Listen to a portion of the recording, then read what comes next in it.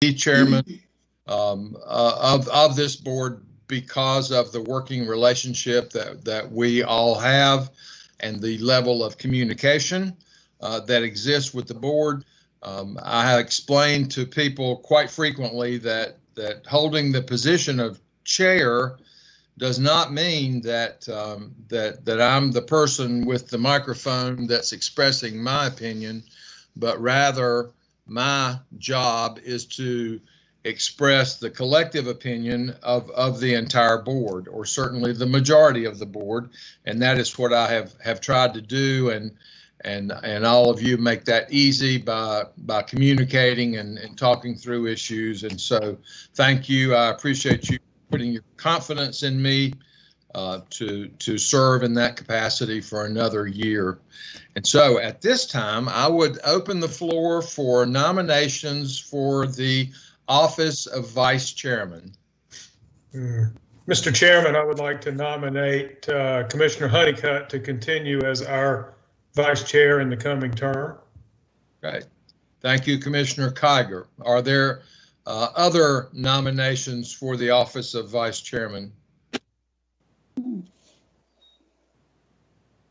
Okay, hearing no other nominations, I would accept a motion to close the nominations and that Commissioner Honeycutt be elected vice chairman by acclamation. Mr. Chairman, I'll move for approval. Second. Okay, we have a motion by Commissioner Shue, a second by Commissioner Kiger, that nominations be closed and Commissioner Honeycutt be elected vice chairman by acclamation. Is there any further discussion? Hearing none, all in favor, please say aye. Aye. Okay, I found this on the web. All opposed, please say no. And that motion passes unanimously. Thank you very much, Commissioner Honeycutt, for agreeing to serve in that capacity for another year. You've done an excellent job, and I certainly appreciate all your contributions. Would you like to have any comments before we proceed? I would just echo what you said, and that working with this board has been a pleasure. I think we all try to work together and do the best that we can for the citizens of this county.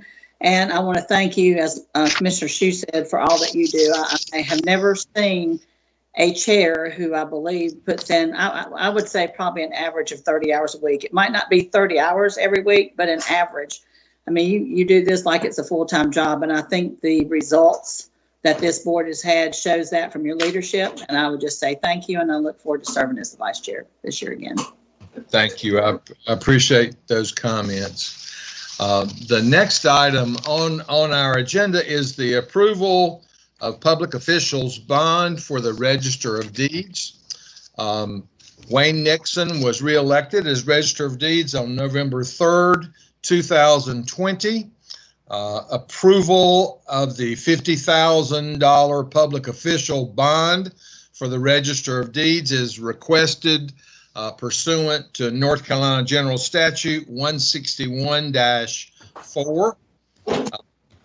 So at this time, I would ask if there or certainly entertain a motion to approve the public official bond for Wayne Nixon, Register of Deeds, in accordance with North Carolina General Statute 161-4. So moved. Second. Okay, we have a motion by Commissioner Honeycutt, a second by Commissioner Shue. Is there any discussion?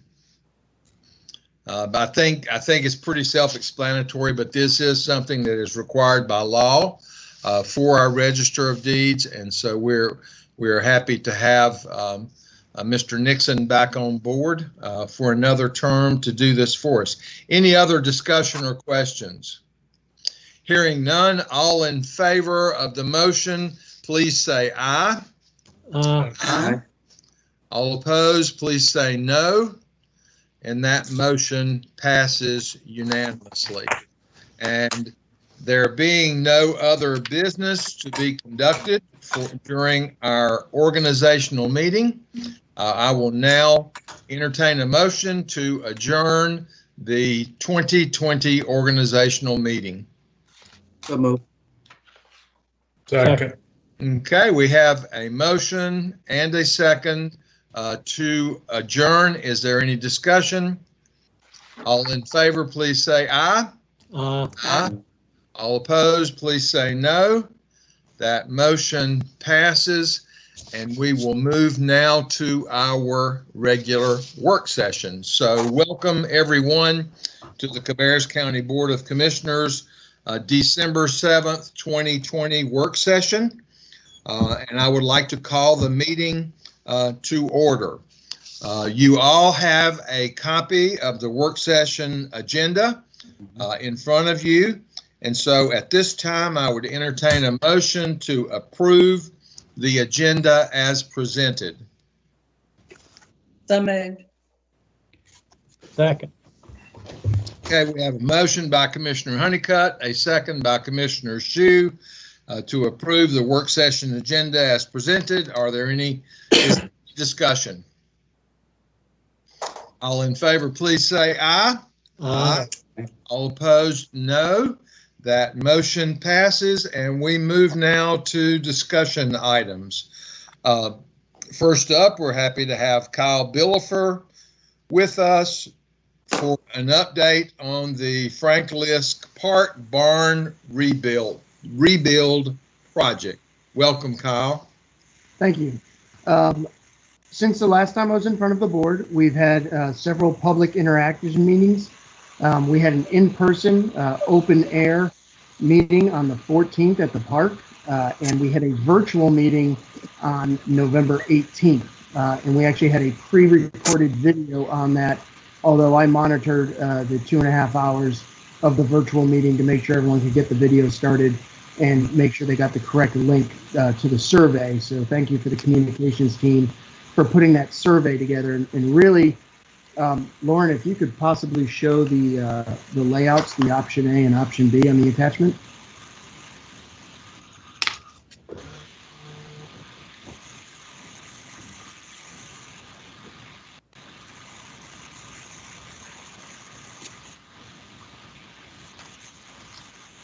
Yeah, if you could just scroll down one page. Thank you so much.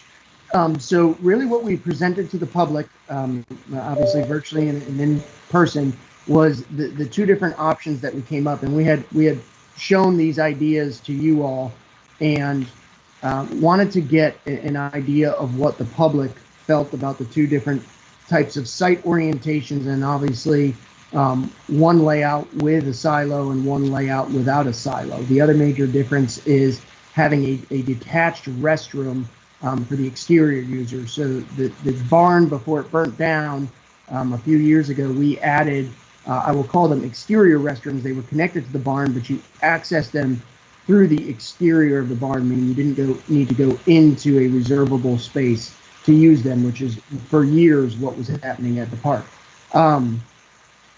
We got a resounding response that the silo needed to be included in any rebuild that we did. In fact, I went through the numbers, and I believe that we had 73 comments out of 99 that actually referenced the word silo in them, and that it had to be put in there for the historical preservation of what was there, and also the vibe of the park. And that was one of the questions that was posed by several members of the board is, what is the importance of the silo on this rebuild? And I think in terms of the public that we heard from, it's obvious that out of the 99 that put that in, that the majority of them feel the silo needs to be included. There were some minor comments about the placement of the silo. And if you could scroll down one page, Lauren, I could better explain this. So as you can see on the top image, the silo is in front, and those are all windows that are behind it on the building. And there was some minor comments about the silo blocking that view, and that is something that we'll have to discuss with the design team if in fact we do move forward with a silo. But there was a resounding public input that the silo needed to be there, and that option B was to be the design that we moved forward with. And again, the two main differences on that, other than kind of orientation and some floor layout, would be the silo and the detached restroom, which if you look at the picture in the middle of the screen, on the bottom of your screen, that looks like it's a detached little shelter. That is an actual restroom facility. And Londa Strong, I know, is on this call, and we've had plenty of conversation about this. That's an operational impact so that we don't have folks going into the building to use the restrooms. However, we're not 100% sure that all of the people that watched the video online, and I actually recorded the video and made sure that these comments were in the video. We're not sure that everybody that reviewed these and watched that video really understood that in option A, which is the option that did not have a detached restroom, you would have been able to access the restrooms from the exterior of the building. We're just not sure that everybody understood that. Sometimes it's easier to stand in front of people and point that out and explain it. But again, with COVID, we've had to switch a lot of this to virtual. So I can't comment on that. But some of the comments we got for the ones that actually wrote in, they did talk about, I have to be able to access restrooms without going into the space. And I'm not sure they understood that they could have gotten that from option A. So I guess where I'm going with that is, I definitely understand from the public surveys that a silo is wanted by the folks that fill these surveys out. And I understand that they want to have a restrooms that they don't have to go inside the building to get to, but I'm not 100% sure that it needs to be a detached facility. And I only bring that up to the board is that is going to be an expense, because obviously you're going to build another 4-sided building. So there's an expense to that. And I know I've thrown a lot at you. All of the other comments that we got are ones that we can review internally. They have to deal with heaters and fans and HVAC and things like that we were already kind of understanding, but really the two major things that we were going for so we can move forward on the design of this building, because as you can see, this is just schematic. We have nothing else. Those two major points were that silo and that detached restroom. So I would like to leave it up to the board to kind of just maybe throw some questions my way about what we've seen and what we think the cost impacts of that might be. Kyle, this is Blake. I'm not sure I'm following you on you don't think the public realized that without the silo, you then have restrooms inside, and with the silo is what kicks it out away from the building. That's an either or. Well, we asked them, what do they like, option A or option B? And option B had the silo and the detached restroom. And option A had the restrooms attached, but if you look at the door swing and you listen to the video, you can access it from the outside. But based on the comments, so you answer a question, which one do I like more? That's how the survey works. Which one do I like more? And then you can leave a comment. Well, 73 of those 99 people left me a comment that said, you have to have a silo in this. So it's hard for me to ascertain if it was they liked option B because of the detached restroom or because of the silo. If I'm looking at this from just a sheer quantity, I'm looking at those answers and I'm saying the reason that option B is a resounding, I believe it was 76% that we need to do it as option B. I kind of take that as that's because of the silo, not so much of how I'm going to get to a restroom. Yeah, and that's what I'm kind of throwing out there. Yeah, I think that's probably a safe assumption to make, since that's such a demanding or a strong feature of the site and of the two options. So your interpretation is probably right. But yes, that is going to drive some expense. One other quick, I just have a quick. So in option B, I guess is the page that Lauren has up. Yes, sir. On the rendering above, the one at the top of the page. So the blue shed to the left is the restroom. Well, what's the blue shed looking thing to the right? I believe that's the canopy that we have over the playground already. Okay, that's an existing. Okay, gotcha. Yeah. And again, if the board wants me to pursue, if the goal is exterior restrooms. That's a very misleading term. That doesn't have to be a standalone facility. That can be an exterior restroom, meaning when you, just like it was before it burnt down in March, you walk up to the barn. You don't have to go through June's birthday party to get to the restroom and interrupt her family, which is why we did what we did, when we did it. I can pursue having exterior accessible restrooms and not have to build that other facility. Londa and I have had a lot of discussion about that standalone facility might prove to be very beneficial, dare I say, in 5 or 10 years as population increases and as we develop other amenities in the park.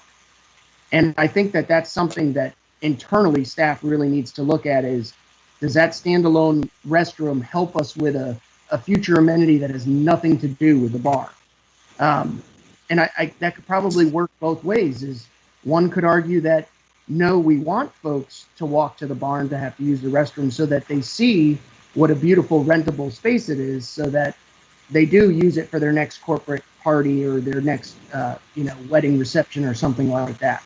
So I think that's internal discussion. Really kind of what I took out of it was just the resounding comments on the silo, and the survey notes are attached, and you can all read through those about the silo, but if you took the time to watch the video and do the survey, I think that the public input clearly shows that a silo is desired at that facility. And that was one of the biggest talking points the board had with me in the past. So Kyle, this is Mike. Number 3 on the drawing below, the green space there. Can you or Londa elaborate what kind of activities would be there? And I guess even more elaboration, would they be associated with events going on, or could they be independent with events going on in the building? I don't think that I will let Londa speak to this. We have not drilled down into how we want those designed, but I will let her speak to them. I think that would be a hard reservation to have that exterior space, unless there was like somebody had everything at the barn, all the sheds, the upper, lower, everything up there rented, and that space be rented. Because if somebody's in the barn with a reservation, birthday party or whatever, and they don't have the outside green space reserved, and somebody comes up and uses it, I mean, that's what happens now. That's what happens all around the barn.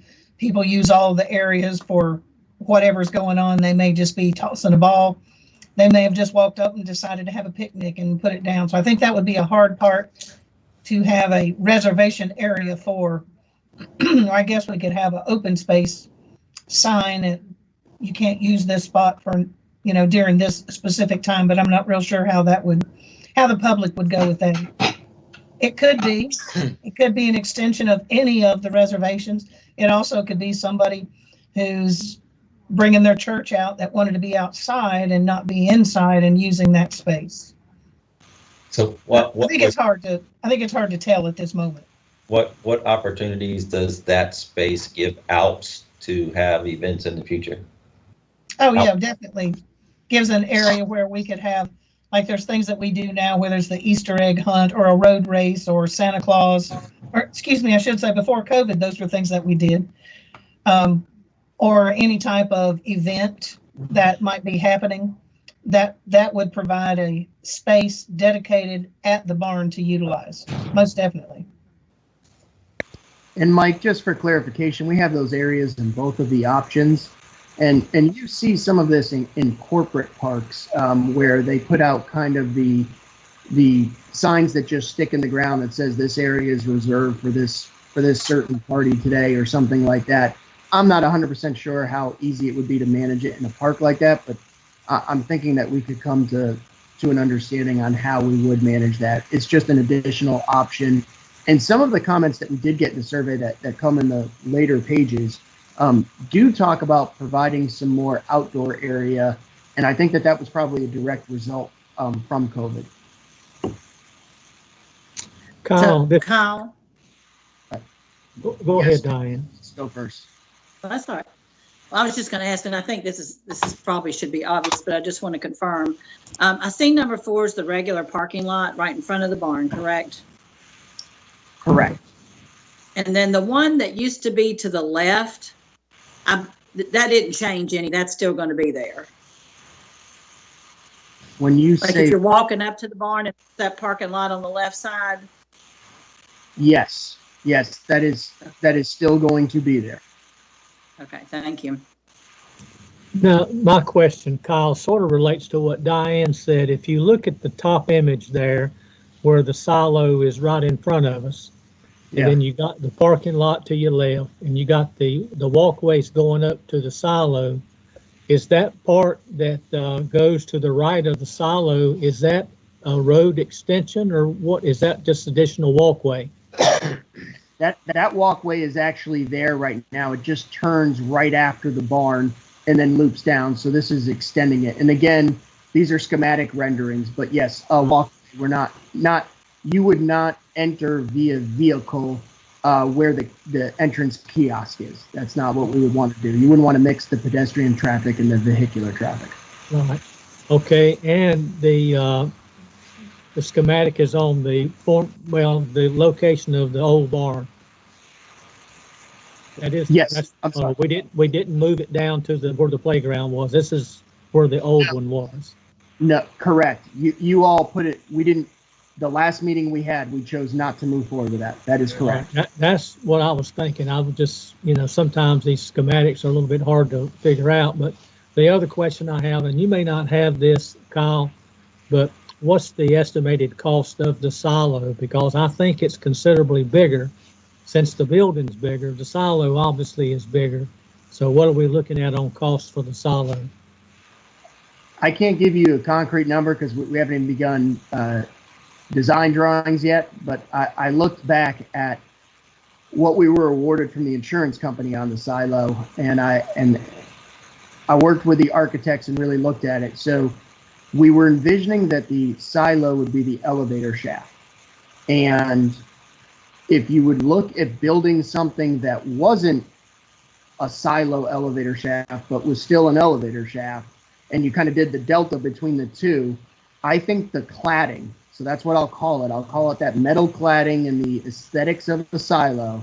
I think that is going to push you in the $150,000 to $200,000 more in terms of that cladding. But if you did the elevator on the inside of the building without the silo, you're still looking at $100,000 probably. Wouldn't you agree?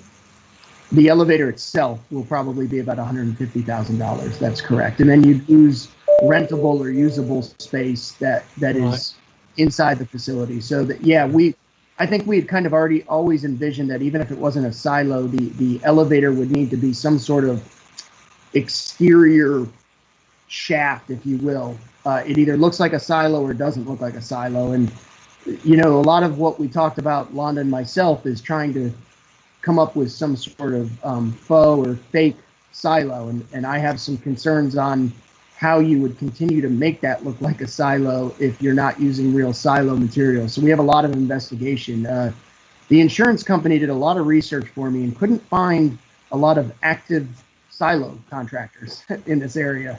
So they had to reach out to some folks out in the Midwest and in the West to try to get some of that information. And I'm a little bit leery about doing that. If you drive around, especially in the backcountry, and if you drive around and see dilapidated barns and things like that, you always see the silo dilapidated first. And usually that's the first thing that goes, and they leave the barn standing. And that leads me to believe that there may be something to that. I don't think there's a lot of people running around building them per se. Well, I have to admit, I honestly like the idea of being able to use the silo as the elevator shaft. I think it would be, if the public, that's what the public wants, based on the survey. And I feel like we have a big deal of obligation to do that, because after all, it's the taxpayers that's paying for it anyway, even though we're getting money from the insurance company. But this is considerably more than what we got, I think. But I think, though, that using it as an elevator shaft will be about as cost effective as we can get. So I'm okay with that part. Thank you, sir. And just on your first question about that the barn is going back on the current site, yes, that is true. But not corner by corner or anything like that, just near it. I just want to make sure that's clear. Right. Well, it's bigger building. Correct. So Kyle, you said that y'all have had some discussions about the potential opportunities that having that second separate restroom building would offer.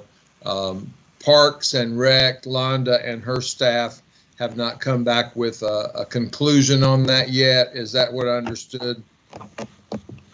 I will let Londa speak to that. I think Londa and I need to look at the CIPs for future years at Franklin's Park, and she needs to probably talk to her staff operationally, probably maybe even down to the ranger level, and see if that's really a benefit. Is it, you know, if they're going in from the outside, whether it's attached to the barn or not, does it make that much of a difference? One could argue that, you know, it might be a noise issue. If you have less people having to go up to the barn, you know, a lot of people that utilize the playgrounds, is that a benefit for the reservable space inside? And I don't want to speak to that because I don't work at the park on a daily basis. So Londa, if you want to speak to that, I'm sure that you can. Well, and when you talk about the noise and things, that is true. That could be a factor.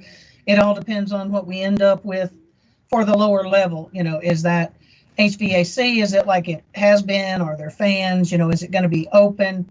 I don't think any of that has been finalized. Is that a true statement, Kyle? We would utilize fans in there. I don't think we've flushed out if we can provide HVAC. I don't see it in those overhang shelters. Right. I don't. Right. I know it had been discussed.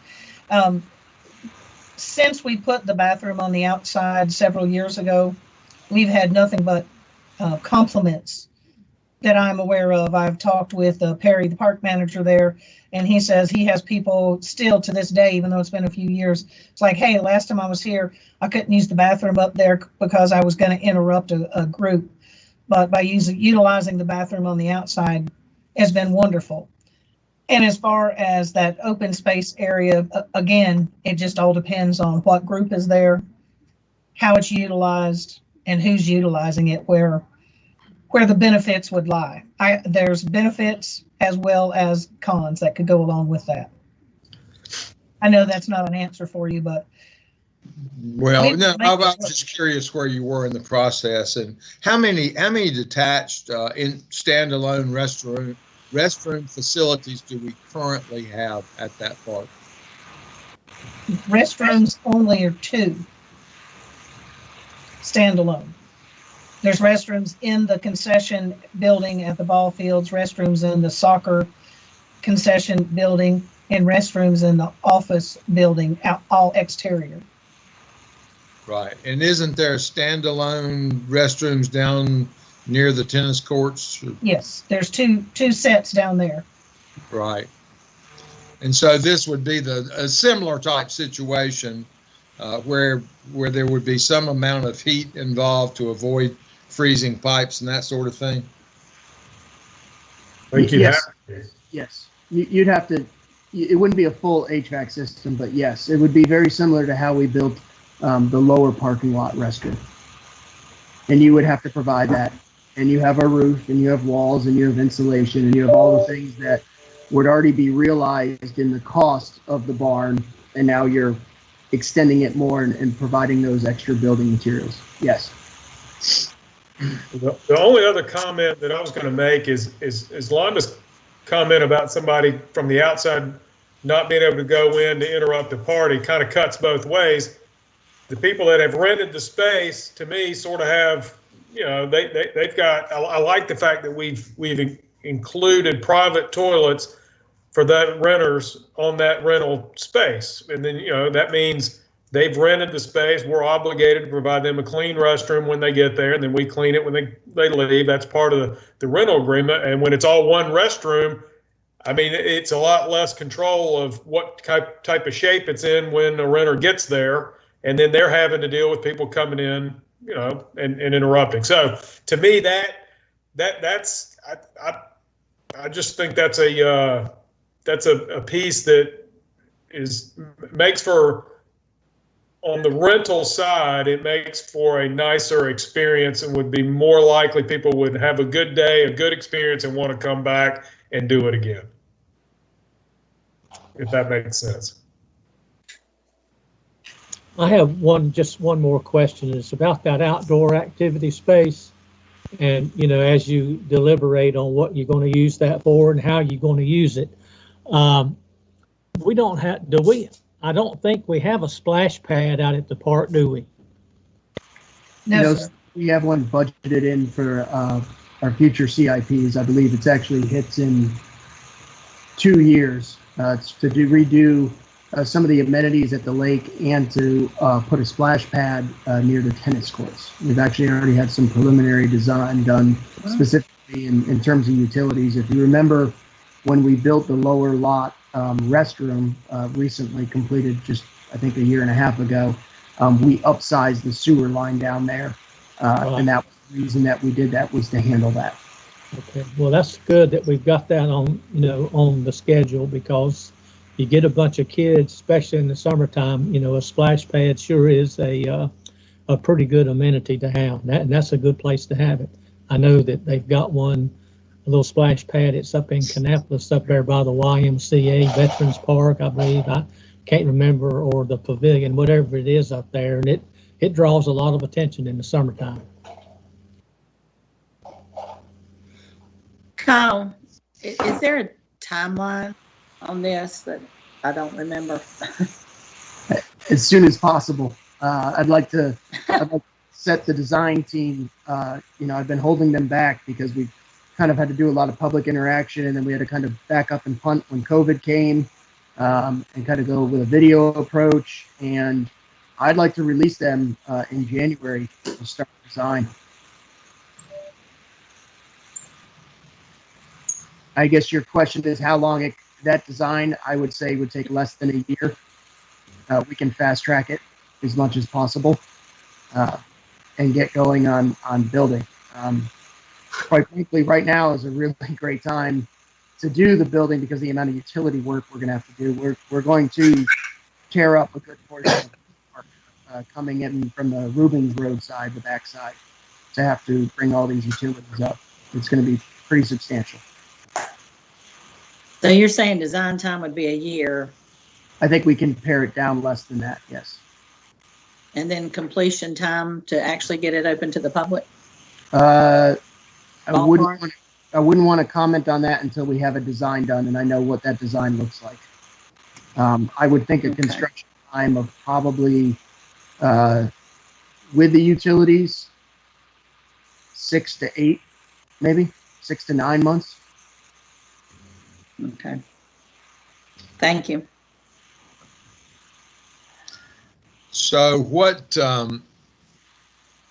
the things, the items that you need to check off before you can proceed to the design process? Is this board impeding your progress in any way? No, sir. I think I've heard it is that it's fair enough to move with the silo based on the interaction we've got from the public, and in terms of the restrooms, try to achieve exterior restrooms, whether they be standalone or actual exterior on the building. And if I've misinterpreted that, please feel free to tell me. I share that same interpretation. I heard comments that you would have the joint bathroom at the barn, but you would have a freestanding so you wouldn't be interrupting the activity at the barn. Well, that's what I wanted to clarify. Your option A is one bathroom, even though you can go in from the outside. So you're commingling the ones renting the facility and the ones who are just visiting the park. Okay, so in option A, the exterior restrooms is actually, it's a men's and a women. So I'm not sure that. But do you enter from both sides? No, you would enter from the. Yes, thank you. The upper right-hand corner, you would have ones that you'd enter from the outside, and then you'd have another set for the inside reservable folks. So you can't access. So it is two separate units. It's just the same. Oh, there's a storage. Wait, I thought that was a corridor. That's a storage space. So the one that you enter from the lobby, that's the rental bathroom, and then the one over by the vending machine, that's the outside bathroom. Correct. Okay, so they are separate. Okay, I'm with you now.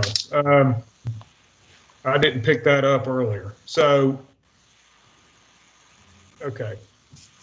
I think to me that's an important distinction that I would like to keep, and since we have it in both plans, I think now you're correct. You're going to move forward and try to push toward design, knowing that the board seems to want the silo based on the public, and that we like the separate bathrooms, but they don't have to necessarily be standalone.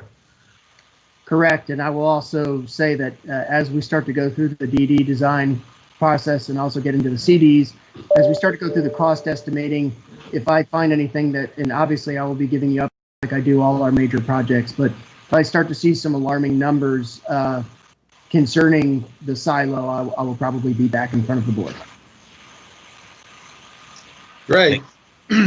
Just real quick question for Kyle or for Rodney. If the board gives the green light to go ahead and design, the difference between the insurance payment and the construction, how much is that, and where have we identified the zoning or the funds to come from?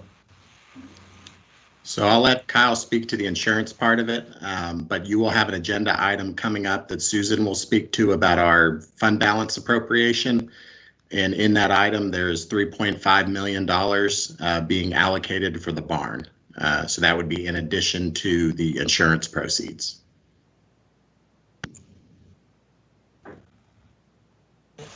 Correct. And we received $900,000 and some change from the insurance company, and we have the remaining funds will come once we open up the building and we itemize what is known as the BOC policy, which is all of the items that we had to add to this barn to make it compliant with today's building code that weren't in there prior. So the elevator, the fire sprinkler system, and the things that are associated with that, and this is why we had to work this into our contract with our architect, is those will be items that are specifically bid in a certain way, so that as the pay applications come in from the contractor, I will literally have itemized dollars for every type of, call it building code improvement, and we will be reimbursed from those with the insurance company. And oddly enough, that's no longer our provider. We've switched providers, so I have that in writing from them that we will go back to them and receive that money, and that will only be after we receive the certificate of occupancy. That will not be during the actual construction. Well, Kyle, you're talking about a pretty significant number there, aren't you? Depends. They have been very, very vague in terms of when I say that we have to add a sprinkler system, I'm telling you we have to add a water line that goes for 1/4 mile. And I tried to get some very specific answers out of them if that water line was going to be included. And they basically said that if it's on the building, yes. If it's what it takes to get the electricity or the water to the building, no. But I do think that it'll be the $400,000, $500,000 area, sir. Right. And you said that the elevator would be included in that as well? Yes, it will, because it was not originally. Yes. Right. And my architect will find every single thing possible that I can to fall under that policy. Right. Well, I would say that's good news. I didn't realize all that coverage was available. Yes. So, but obviously I can't get that till the building's done, and those contractors, they want their money prior to the building being built. So that's why Mr. Harris is going ahead and trying to get this funding for me now, so I can move forward and then obviously replenish it and repay back with whatever we get. Exactly. Okay. Any other questions for Mr. Billafer before we move on, commissioners? Thank you, sir. We will move now to item 3.2 and our innovation report, and we welcome Debbie Brannon that brings that to us. Good afternoon. It's a pleasure to be here to bring you the December innovation report. I'm just going to share my screen, but I don't think I'm Getting there. There we go. Good afternoon again. Welcome to the December 2020 Innovation Report. For the December Employee Digital Book Club, we're having a little fun listening to NPR Holiday Favorites. This is an eclectic collection of stories about Thanksgiving, Hanukkah, Christmas, and Kwanzaa. Some of the stories will make you laugh out loud, and others are heartwarming and thoughtful. All of these stories have a tie to the holidays that we share and celebrate at the end of the year. And it's been an eventful year, to say the least. In preparing for tonight's report, I took a moment to review the innovative work accomplished this year while referencing the county's 5 strategic initiatives. It was easy to see the county's investment in technology continues to be aligned with the vision of you, the Board of Commissioners, in spite of the challenges we have and continue to face. I'm going to start today's innovation report with a quick year in review of the innovation reports presented this year. In January, we introduced a new GIS public mapping application. This web application now averages about 1,500 users per weekday and about 700 per day on the weekend. And as a reminder to those of you in the listening audience, if you want to use our GIS application, you can go to cabarruscounty.us/GIS. Adam Cardinal from Esri was our guest speaker in February, and he gave a report on smart communities. As follow-up to the Esri recommendations this year, we have worked to upgrade our mapping and reporting infrastructure and expanded our GIS portal with new applications and dashboards for visualizing data for informed decision-making.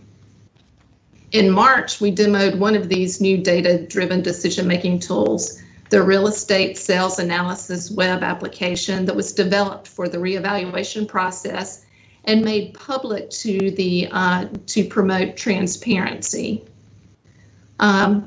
We moved to virtual Board of Commissioner meetings using Teams in April, and reports were given on how previous technology investments allowed us to quickly implement remote work for our county employees. In May, we gave a report on technology and application development put in place for county business operations to protect the health and safety of employees and the public. A lot of these online services, or all of the online services, can be found at cabarruscounty.us/online services.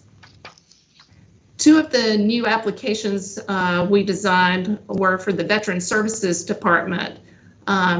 This was demonstrated in June, and a new Veterans Electronic Benefit Claim System integrated with the VA provides quicker turnaround for benefits. And we've had 31 benefits packages processed through that since we went live in June, with an average of about 6 days for a turnaround. So that development, even though we have our veteran services officers working from home, they've been able to continue to process those packets and get benefits for our citizen veterans.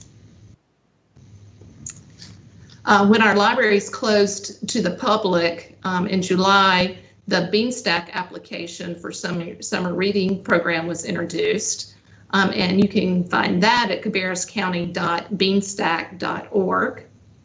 In August, we provided a review of the vendor payment processes and security around that process, including an introduction of a new service from PaymentWorks for reducing risk. A new online payment service was introduced in September for taxes, My Cabco by Payit. And to date, we have processed over 4,300 contactless payments for a collection of around $8 million. And a little over 1,700 citizens have created accounts on My Cabco, making it easier for future interactions with the county. And the tax deadline is coming up January 6th. So if you would like to go online to pay your taxes if you haven't done so. You can go to mycabco.cabarruscounty.us.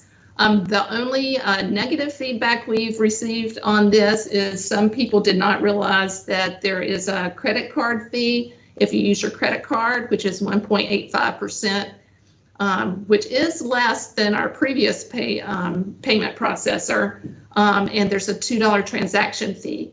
But if you want to use an electronic check, there's only a $1.25 fee for electronic checks. So I just wanted to mention that because we've had a couple of people give us a little feedback that they didn't realize that there was credit card charges for using that service.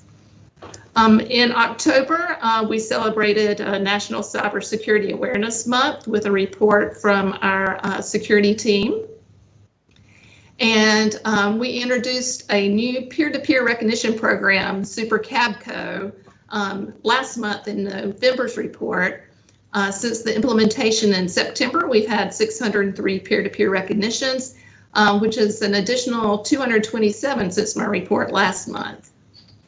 And today for the December report, I am now going to turn over the presentation to Emery Ortiz, our Cabarrus County Library Director. She's going to introduce a new program that the library is starting using Beanstack.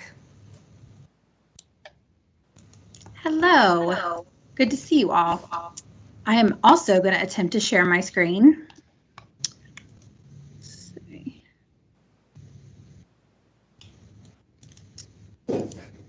Okay, so what I want to present to you today is something that we've been working on for quite some time. Can you see the beginning slide there, 1,000 books before kindergarten? Fantastic. So we started on this journey probably about a year ago. Staff brought this idea to me. 1,000 books before kindergarten is a national program that really focuses on early literacy and early childhood education. So we thought that that would be perfect. We know that's a big community goal right now, is to focus on that. So we really wanted to be involved, but we weren't quite sure what platform to roll that out on. So luckily, like Debbie said, we implemented the Beanstack software package in July to do a digital summer reading program. And it has allowed us to expand services to other reading programs, including 1,000 books before kindergarten. So the way we have this program designed, it's absolutely free to participate. It's open to any child birth through 5 years old, basically anyone before they get to kindergarten. And it's really, supposed to emphasize adults and caregivers spending time in reading with their child, hopefully every day, but as much as it takes to get to 1,000 books. You can track your progress online through a browser. You can use the Beanstack mobile app on your smartphone. And we've also made it, an analog option as well. So we've got registration packets that you can pick up from any library location.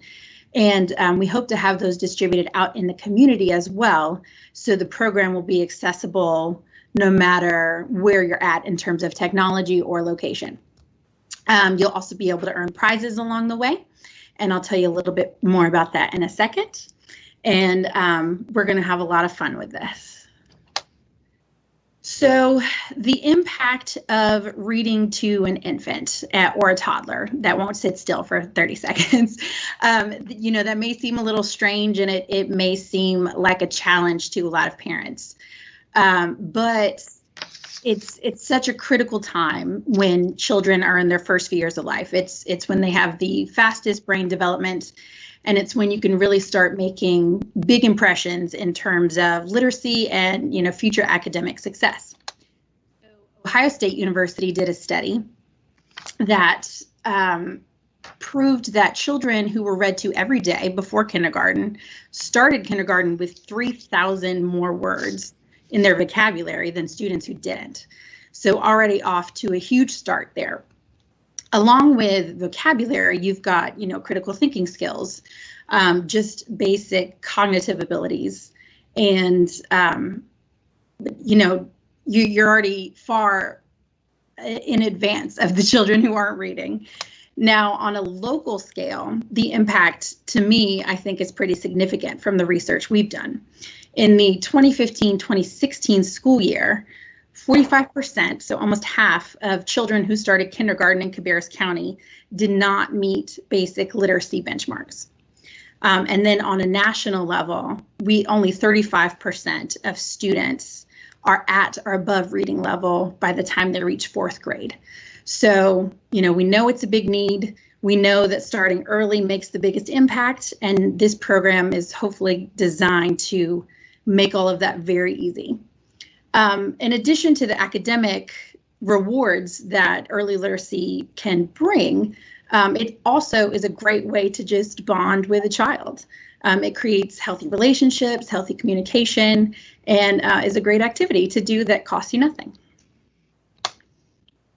Now, one of our big emphasized points is 1,000 books, which we realize seems like a lot. And especially if you're a working parent, you have multiple kids, you've got a lot of stuff going on, the thought of 1,000 books seems pretty insurmountable. So communications and outreach has helped us put together a fantastic kind of media package so we can really help break this down for parents and caregivers and make this seem like a very achievable goal. And including, we've got a series of videos that will be roped out through CTW, through our social media pages that kind of break it down into small size chunks. So I've got this video to show you. Hopefully it will play.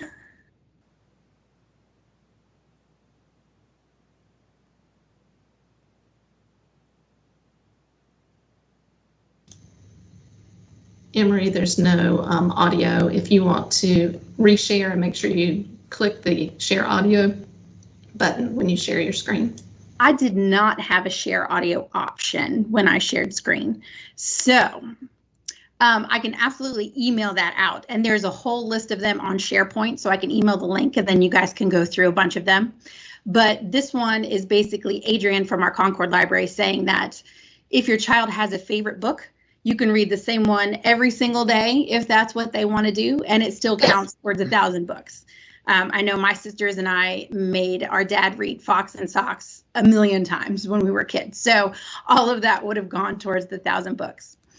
We also have a toolkit poster that we're going to include in all of the registration folders, and it'll be online as well, that has additional tips to make it a little easier, like picture books count. You don't have to have a ton of words on the page to make it count towards your 1,000 books. Just talking about pictures is a huge part of literacy and, connecting that vocabulary with what's happening on the page. So lots of those will be issued along with those folders. And a very unique thing that we are doing that is not commonplace in other library systems doing 1,000 books before kindergarten is we are integrating every child ready to read practices in as well. And we hope that's going to make it a little bit more fun and, again, a little more accessible. So instead of just sitting down and reading, every child ready to read emphasizes that there are 5 pillars of literacy. And those, as you can see on the screen, are writing, singing, reading, playing, and talking. These are principles that we incorporate into all of our story times at the library and all of our early childhood programs. And we really wanted to kind of introduce those to parents as well. If you've got, again, a super active child that doesn't really like to sit still, get up and sing a song or act out the book that you're reading. Those are totally fine. You're not hindering literacy or education by doing that. In fact, you're enhancing it. So in the Beanstack app, we'll have a series of challenges and activities that parents can opt into that meet these 5 pillars. We also will have a very nice little prize bag once you get to 500 books read that will have something that represents each of these 5 principles of literacy in the bag. And again, those are designed to help parents kind of further that learning process with their child. So my big program goals for this, we want this to continue for a long time, and kind of be a perpetual program you can register for anytime at the library. We really want that widespread participation. We've already had several meetings and done several presentations with some community partners that are really excited to have the registration information available in their offices, and they're really excited to promote it. we'd really like to see a lot of community partnership. So one of the 5 early Every Child Ready to Read principles is playing. And in that prize bag, we are really interested in having some kind of, we're calling it a community ticket. So it would be like a free ride on the carousel at Village Park in Kannapolis, or maybe a free paddle boat rental or something in Frank Lisk Park. Something that rewards the families for achieving that goal, but also gets them out into the community so we can all, reward them for their hard work. One way that we're already doing that is through Cabarrus Partnership for Children, who they are the hosts of the Dolly Parton Imagination Library in Cabarrus County, which we are heavily promoting through this because if you don't already know, every child enrolled in that gets a free book until they are 5 years old, mailed to them every month. So that's a great way to both start your own library at home and really, again, practice those early literacy principles. And again, celebrating together. This is a community-wide goal. I know it was recognized in the Health Alliance as something that we really need to focus on. So families that do reach 1,000 books, we are hoping to have a large annual celebration, recognize them, have a lot of fun. You would all be invited, and just to really kind of celebrate that as a community so we can perpetuate that future behavior. This is also, towards our strategic plan of being a better educational partner, being that, valued resource outside of the classroom for continuing education and even starting it, as we are discussing now. So that is a very brief overview of our 1,000 Books Before Kindergarten program. And we're hoping to roll this out on a really wide basis in the coming weeks. We have all the materials ready. It's just a matter of kind of distributing and getting those where they need to go. And I would be happy to take any questions. Oh, go ahead, Diane. That was my question. So what is your target or your plan for distribution and getting the word out? We have a distribution list right now of community partners who have agreed to host that.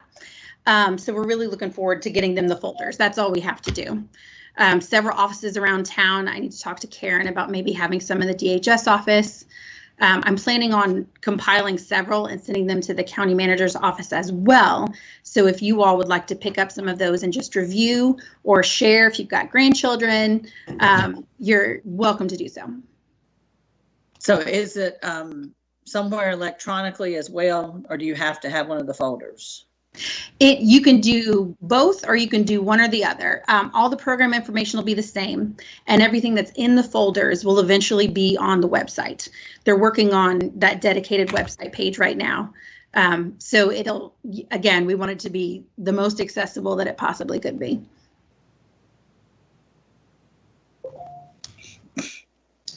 Thank you so much, Emery, and that, I think that program checks so many boxes with the other things that we're trying to do. Certainly you mentioned the connection with Dolly Parton Imagination Library, which so many people in the county, a lot of people are taking advantage of. We need more people to sign up for that. All you have to do is fill out the card, which are available from a number of locations, and then you just automatically, your child gets a book a month to arrive in the mail to them. And so this certainly helps promote that. Our Early Childhood Development Task Force, this falls right in line with the things that they're trying to accomplish. So thank you very much for all that collaboration, and it meshes so well. So I appreciate you bringing that information to us. Absolutely. Thank you. Any other questions for Debbie or Emery before we move on? Or Debbie, does that complete your presentation? That does complete the innovation report for today. Great. Thank you very much. So we will move now to discussion items for action at our December 21st meeting. And first up is item 4.1 from Active Living and Parks, fees and charges policy. We're delighted to have Londa Strong and Byron Hagler with us to talk about that. Good afternoon, and thank you for this opportunity. Just a little reminder that We do our fees and charges policy based on the calendar year instead of the fiscal year, simply because of when programs fall. Summer camps already started, classes already started when July 1 runs around, so that's why we do January 1. And this year, a little bit different. You received or attached were the changes as well as the policy and the fees and charges. And we have a disclaimer this year referencing the barn as well as COVID, as we're leaving everything in there, just like we're going to start with everything that we always have.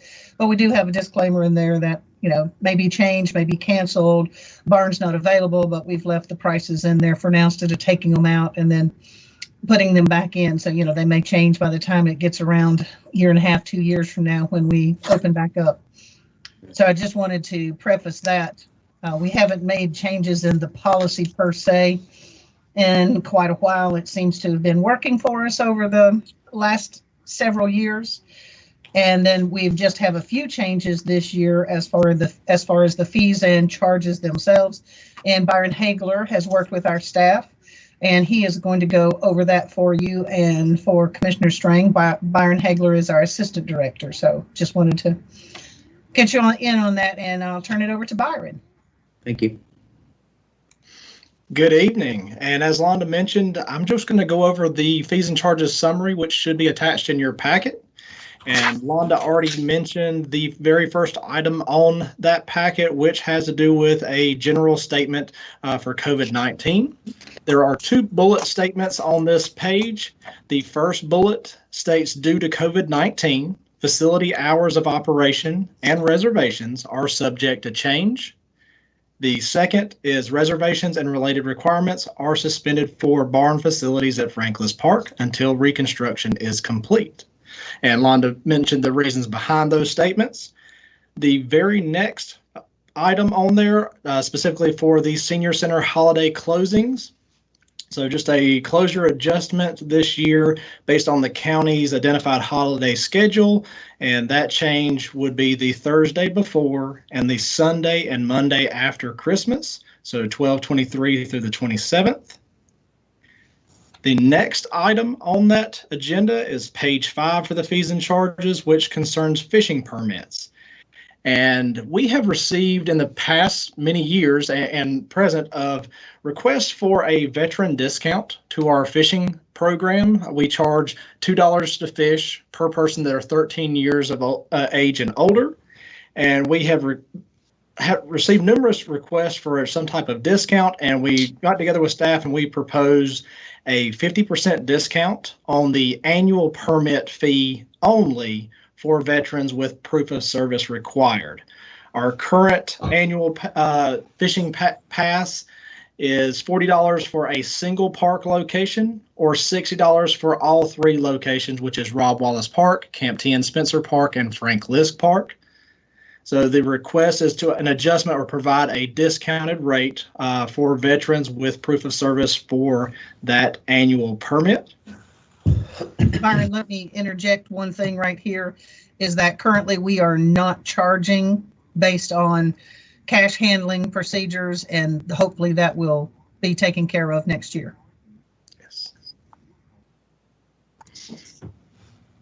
Page 6 for fees and charges goes into Camp T and Spencer Park in reference of the pool itself. So there's several items in this, and I'd like to kind of cover it all at one time. And what that really takes us to is how procedures went this previous pool season. During COVID, our capacity levels shrank drastically. So we roughly were operating off about a 25% capacity based on restrictions, which opened up an opportunity to provide reservation-only swim sessions.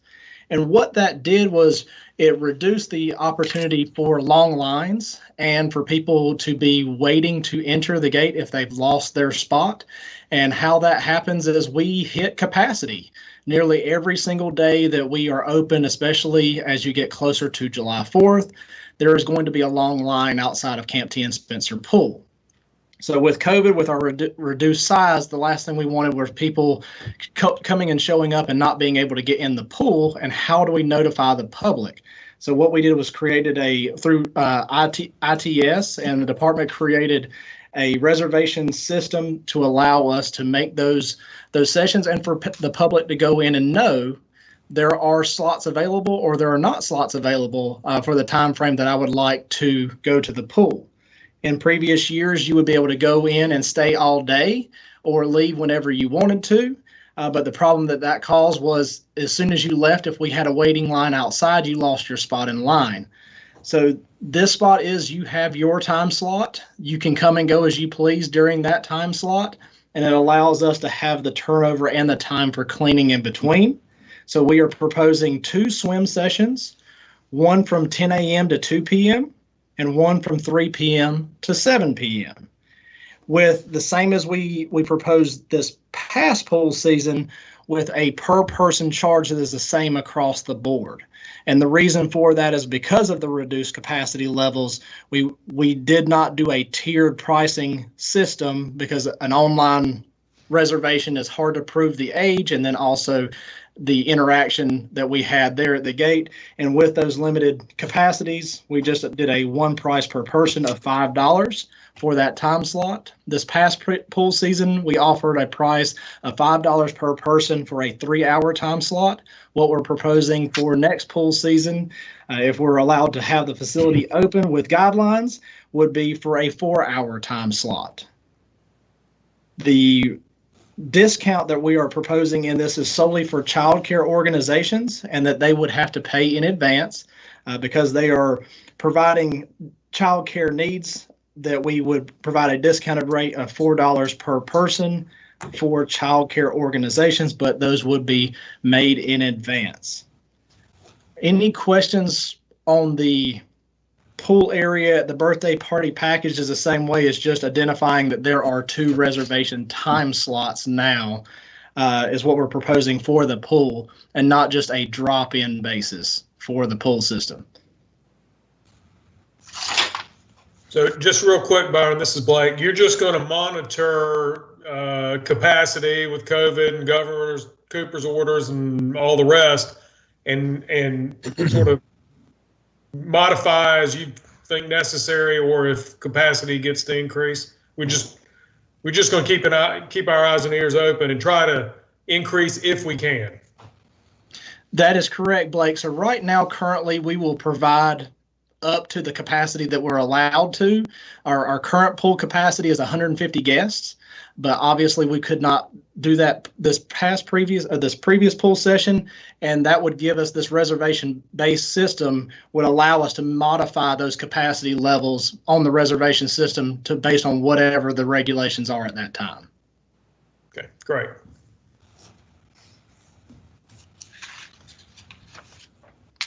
The last part I have is just for the park program fees and charges.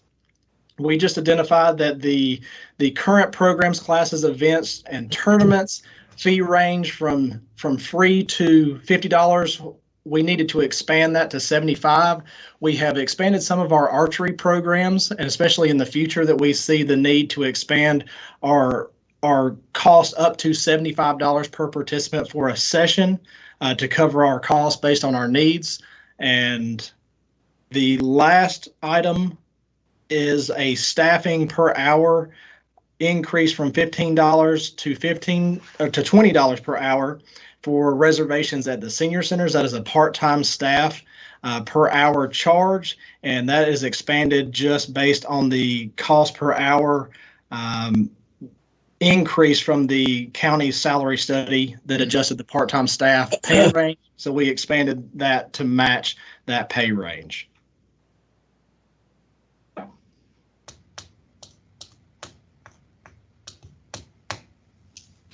Okay, questions for Byron regarding these changes to the fee schedule? I think if you go back and look at the complete list of our fees, they are extremely reasonable and very accommodating for our citizens. So hats off to you for going through each and every one of those and making these adjustments. Does anybody else have any questions about these changes or comments? Yeah, Mr. Chairman, just Byron or Londa, can you just give a 1 or 2 minute update on attendance at our parks here? Is it getting, are we maintaining those high levels, or are they dropping a little bit, or? The warm weekends, it has just been full. The numbers haven't decreased at all. We've actually had cabin rentals and tent site rentals as well, since we were able to open those again. And I'm sure now that we're getting cooler, the numbers will start to drop. But up until now, we have not decreased. The numbers at the Concord Senior Center in the few classes and the fitness center that we have, you know, since we can only have, since it dropped down to 10 indoors, all of our classes, which I believe is only 6, have 9 people, 8 or less in them with the instructor. And then the fitness center can only have 5 at a time. We have that set up on a reservation system by the hour, and it's pretty much full every time period. Great, thank you. I can also just make one more statement in there of, even with the cooler temperatures today, we were blessed to have the North Carolina Wildlife Resource Commission to stock Frank List Park with trout. So whether it's snowing, raining, windy, it will be busy for fishing out at Frank List Park for now and the next several months ahead. Great. Thank you very much. And I think that the citizens of Cabarrus County are very fortunate to have the excellent park facilities during this time of COVID, when people are looking for more outside activities and opportunities to safely engage in recreation. I think our parks have done a great job, and certainly you folks are responsible for making that happen. I will say that one of the things that I will miss this December is the Parks and Active Living Christmas party, and Byron very frequently is dressed as an elf for that event. So I was expecting him maybe to show up that way tonight, but I guess maybe next time. I will try to make an appearance for the regular meeting. Okay, thank you. We will be counting on that, Byron. Okay, I'm glad. Yes, ma'am. I'm just gonna say I'm glad I'm glad he has that picture up there, because for a moment I wasn't sure I was looking at the same Byron as this Right. Byron. So that's the new COVID look, I guess. So good deal. Right. Unfortunately, COVID took all of my hair. Okay, thank you very much. We will move now to item 4.2, which is our appointments to the Metropolitan Planning Organization. And I believe Susie Morris is with us to talk about that item. Or Kelly Sifford. Or neither. Susie's muted. Yep. Sorry, I was muted. Okay. Good evening. What you have before you is the annual appointments for the Technical Coordinating Committee and the Technical Advisory Committee. Those are the 2 committees that function out of the MPO. The TCC is the staff level committee, and the TAC is the elected official committee. So each year there are appointments that are typically done in December, and then those run for 1 year. So staff is asking that I be reappointed as the primary member, and that Phil Collins be reappointed as the alternate at the staff level. And then Commissioner Kiger has been serving as the alternate member for the TAC. So I think the intent is for him to move into that primary position, and then the board will need to consider who they would like to appoint as the alternate for the TAC. Once you all determine that, this item can be placed on the consent agenda. You don't have to hold a public hearing for that. Great. Thank you very much, Susie. Commissioner Poole has been in that position, and as you mentioned, Commissioner Kiger has been serving as the alternate, so he is familiar with the operation. The one item that I will mention regarding both the regular and alternate member on this MPO is you are required to fill out the state ethics forms, both from real estate ownership and some other things that you have to do. For that reason, I had done the alternate position on that committee for a number of years because I already had to fill out those ethics forms for the community college trustees. In conversation with a number of the commissioners, I do know that Commissioner Strang has mentioned transportation issues and having some interest in those a number of times. So, Commissioner Strang, is this an appointment that you think you might be interested in regarding transportation? Yes, very, very much so. Very, very good. Then we will proceed in that direction to name Commissioner Kiger as the regular member, Commissioner Strang as the alternate, and put that on our consent agenda along with the 2 staff positions that you mentioned. We do have 2 weeks until our regular meeting should we need to make any change in that direction. We've got time to do that. So does anybody else have a question or a comment? And the timeline works because the committee doesn't meet again until after the first of the year. Very That's good. correct. And this particular committee typically does not meet in December or in July. Right. Okay, thank you very much. Thank you. Okay, we move now to item 4.3.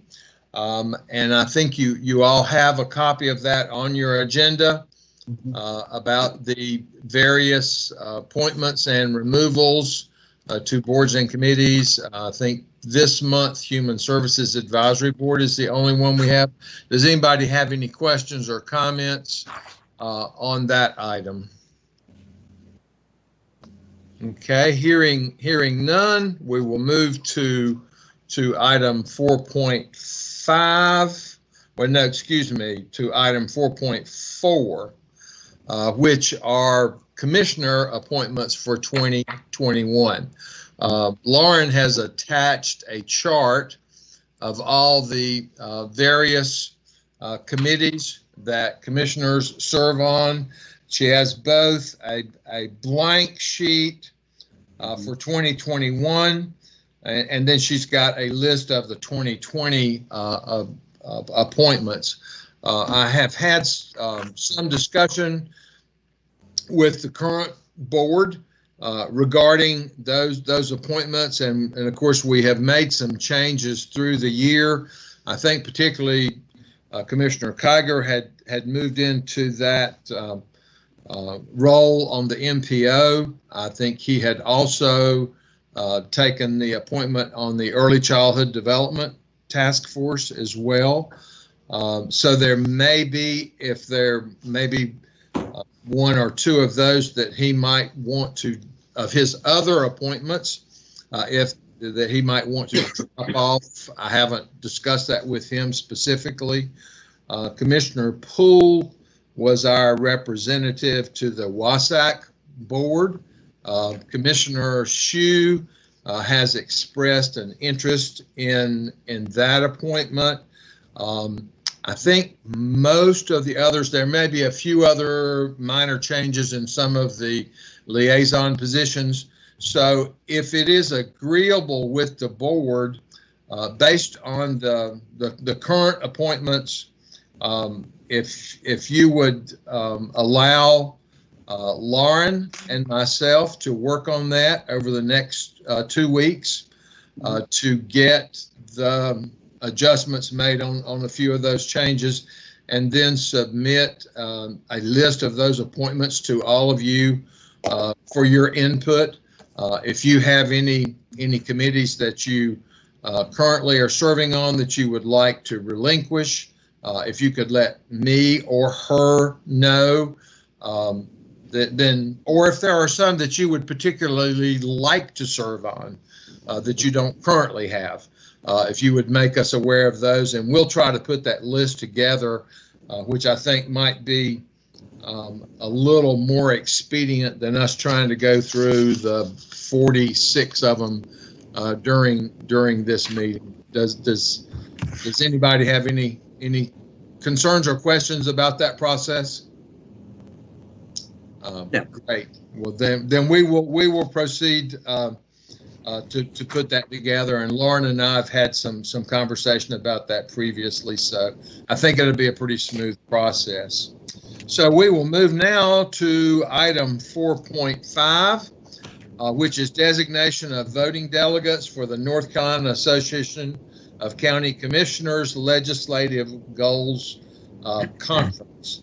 The Legislative Goals Conference will be held virtually this year on Thursday and Friday, January 14th and 15th.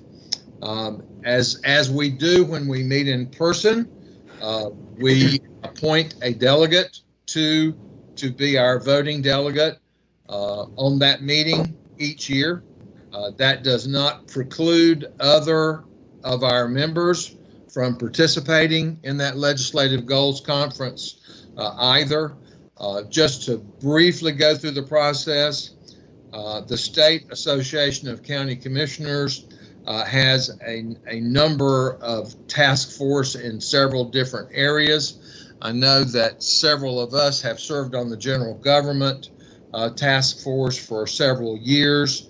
All of the counties in the state, including us, submit a list of legislative goals for the entire year and all the different areas, things that we want the association to represent us on when they work with the General Assembly. Those task force take the goals that are submitted by all the counties, all 100 counties, and they dilute those down to the top three to five goals in each different category that the consensus of counties across the state agree on. And then they bring those back to the Legislative Goals Conference, where those are further diluted down to the items that our association wants to focus on for the year.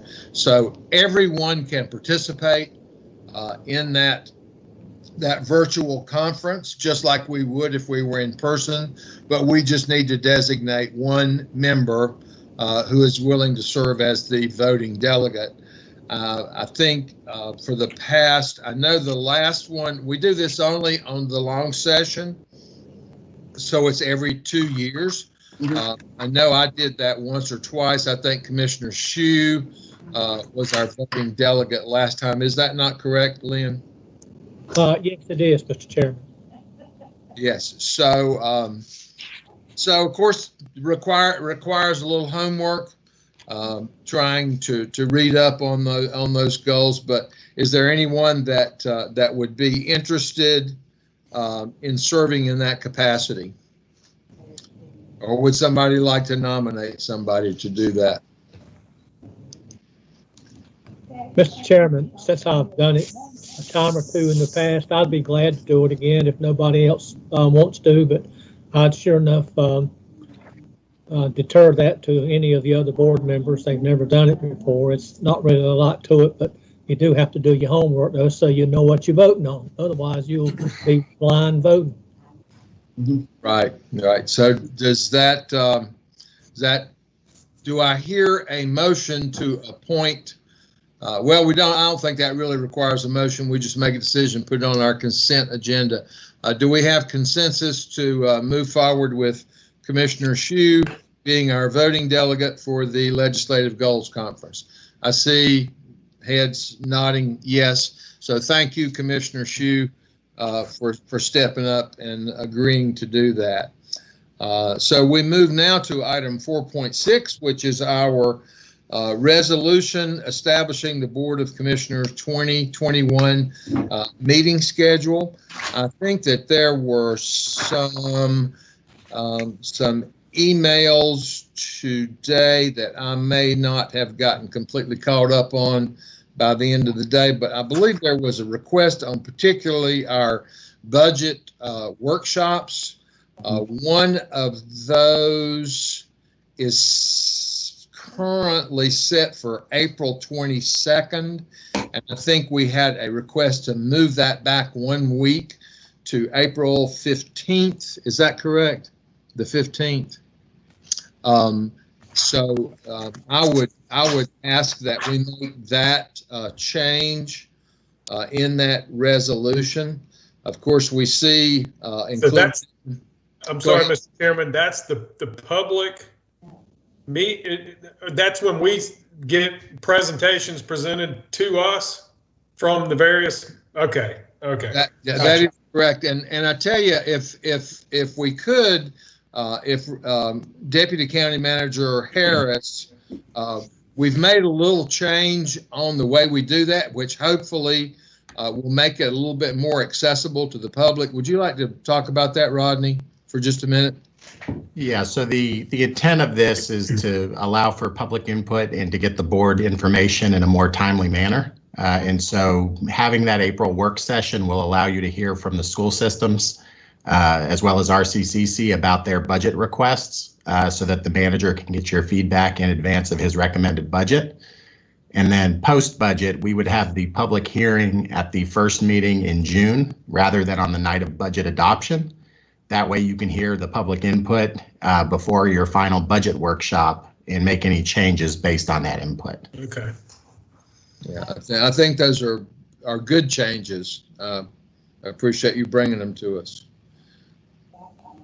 Okay, does anybody else have any other comments on any of the other dates that we might want to talk about? Number 7, where it says the NACO conference. Am I looking at that date wrong? It looks like it's February 20th through the 14th, 2021. What am I missing there? No, you're not missing. That's what it says. I believe it's the 24th. Is that right, Lauren? That's okay. I just think we get that changed before next time. That's a little earlier than usual. Yeah. I think that's a typo that needs to be. Yeah, we'll confirm that.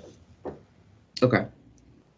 Yeah, that is for Barbara's information. That is the legislative conference that the National Association of Counties has in Washington, D.C., where we talk about federal issues, much like we talk about state legislative issues. Typically, that includes some pretty impressive speakers at the federal level. We've had vice president, several other different folks there, although I would say it's probably up in the air right now as to whether that will actually occur this February or not with COVID restrictions and so forth. So but we'll have it on our schedule just in case. Okay. Mr. Chairman, it is the 24th should be the regular date. I just confirmed it. So I'll fix that for the regular meeting. Okay, thank you, Lauren. Okay, any other questions or comments about the proposed meeting schedule? Okay, well then Lauren will make that those two changes, one on the budget workshop and the other on the NACO legislative conference, and then put that on our consent agenda for our regular meeting. Okay. Yes, sir. Mr. Chairman, I didn't notice this before. So since we got skipped because of COVID of hosting the NCACC, we don't get to redo. They're going to go down to Wilmington. Well, they scheduled those 2 years out, and so they had already scheduled Wilmington. And I believe so that'll be Wilmington in 2021. We were supposed to be in 2020. And so now they have moved us forward to 2022. Is that correct, Mr. Downs? Lauren, is it 2022 or 2023? I believe it's 2022. Okay, perfect. Okay. Yep. Right. Yes, just for the benefit of the public, Cabarrus County was scheduled to host the state North Carolina Association of County Commissioners annual meeting here in Cabarrus County this past summer, and that had to be canceled because of COVID. So we got two more years to work on it, so we're in good shape. Okay, any other comments on that before we move on? Okay, we will move now to item 4.7, and that is discussion of the lease purchase agreement with the Conservation Fund. And we are happy to have Jonathan Marshall to talk with us about that. Good evening. This item is before you. We've discussed it before, but I do want to give some background on it. This is the property off of St. Stephen's Church Road, 615 acres in the northeast part of the county. It had been identified in our capital improvement program that we were searching for future park space in that area. But then in addition, we were always looking for conservation property. You had created a fund at the recommendation of the Soil and Water Conservation Board that set aside money for purchases like this. So we are recommending that you enter into this lease purchase agreement with the Conservation Fund, who will actually be buying the property. And then we would, over a 4-year period based on this agreement, be paying them back through payments from that present use value fund, as well as grant monies that we would seek. It does, again, part of why we were able to get it at a much better price than what the original asking price was is because the Conservation Fund is able to help us with this purchase and do that faster than most people would be able to buy land. And so they were hoping to close by the end of this month. One of your policies on the present use value fund is that we have a committee review those requests for payments from it. That committee is made up of 2 members of the Agricultural Advisory Board, 2 members of the Soil and Water Conservation Board, and 2 members of the Active Living and Parks Commission. So those 6 individuals met with us virtually last week to discuss this. It was a very good discussion about the property, about the conservation quality of the property, as well as its potential for park use in the future. They did recommend that you would move forward with this purchase, including that first payment of $1 million from that present use value fund. One of the opportunities, or a couple of the opportunities we have with this property, is there's been some land under cultivation, and the Conservation Fund and the county would both want that to continue. So we would be looking at a farmer to lease that portion of the property that's been cultivated. And so there would be some lease payments coming in for that. In addition, the hardwood forests would remain as they are on the property, but there is some pine forests that have been planted and has a forestry plan and would need to be monitored and ultimately harvested.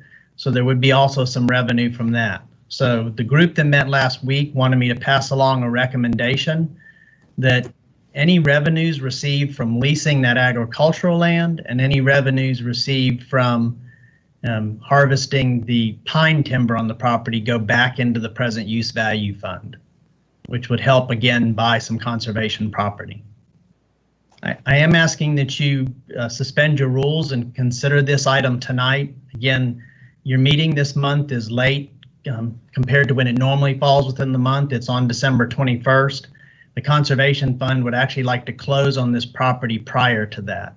So I'm asking that you consider that exception and then a motion to approve this lease purchase agreement along with authorization to create the project ordinance and then to do a budget amendment to move money from the present use value fund into that project ordinance. Jonathan, real quick before the board moves on, can you, for information to the general public and then also with our new Commissioner Strang, just explain what is the present value fund? Sure. So under the property taxation system in North Carolina, there is the option to, most properties are taxed on highest and best use. So there's a value assigned to them and the property tax is assessed based on that. Under the present use value system, it is taxed instead on its current use. So for farmland or timber property or land that has an approved conservation plan, it actually has a lower value upon which it's taxed. But what happens when property leaves that program? So let's say you have a 200-acre farm that's been in that program and has been paying property taxes on that lower value.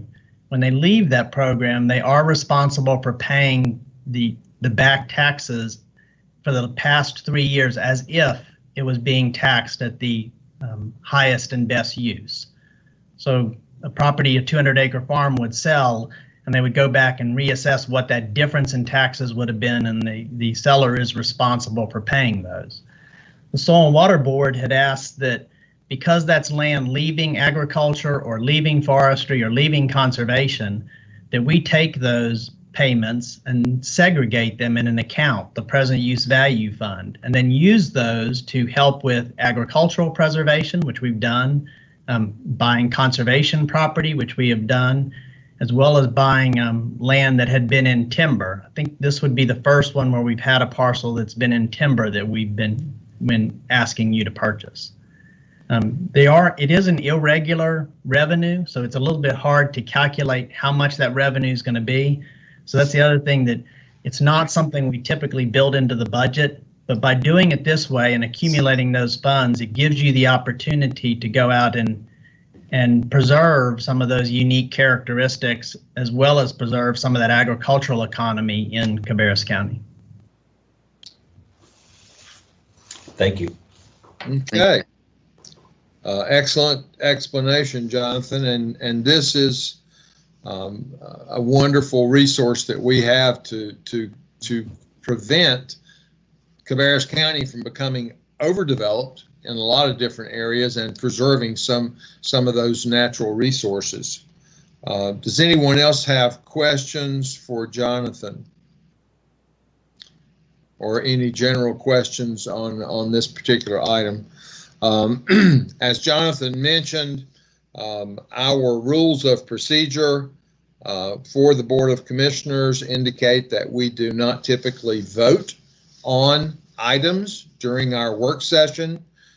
We do withhold all of those items until our regular meeting. As I try to point out at each of our regular meetings, we discuss all these items at our work session in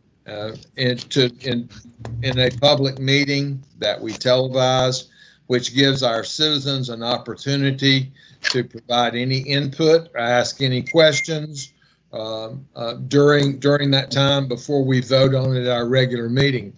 On this particular item, this is one that we've discussed at length at a previous meeting. And so Jonathan explained the reason why we would take action on this tonight, which does require that we suspend our rules in order to do that. So at this time, I would entertain a motion to suspend the rules of procedure to take action on this item due to time restraints. So moved. Second. Okay, we have a motion by Commissioner Strang, a second by Commissioner Shue, that we suspend the rules. Is there any discussion? Hearing none, all in favor, please say aye. Aye. All opposed, please say no. And that motion passes. And at this time, I would entertain a motion to approve the contract for the sale of real estate between the Conservation Fund and Cabarrus County, and authorize the county manager to execute the agreement on behalf of Cabarrus County, subject to review or revisions by the county attorney, and to authorize the finance director to complete all necessary budget amendments and project ordinances. Mr. Chairman, I'll move. Okay, I heard a motion by Commissioner Shue and a second by Commissioner Honeycutt for the motion to approve the contract. Is there any discussion? Okay, hearing none, all in favor, please say aye. Aye. All opposed, please say no. And that motion passes unanimously.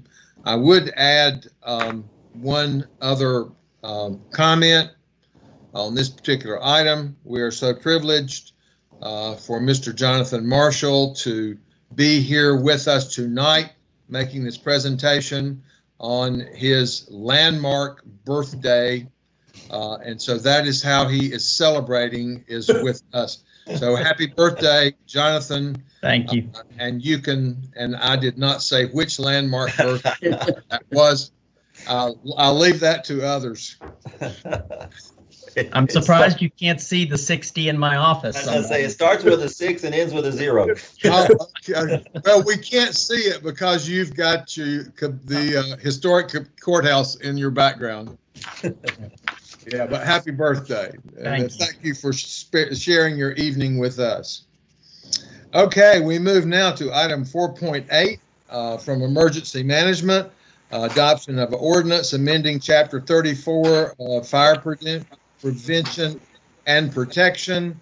And we are happy to have Steve Langer with us to talk about that item.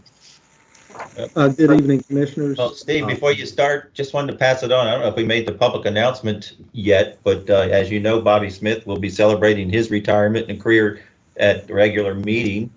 So he will be leaving, and Stephen will be taking on the title of the Emergency Management Director for the county.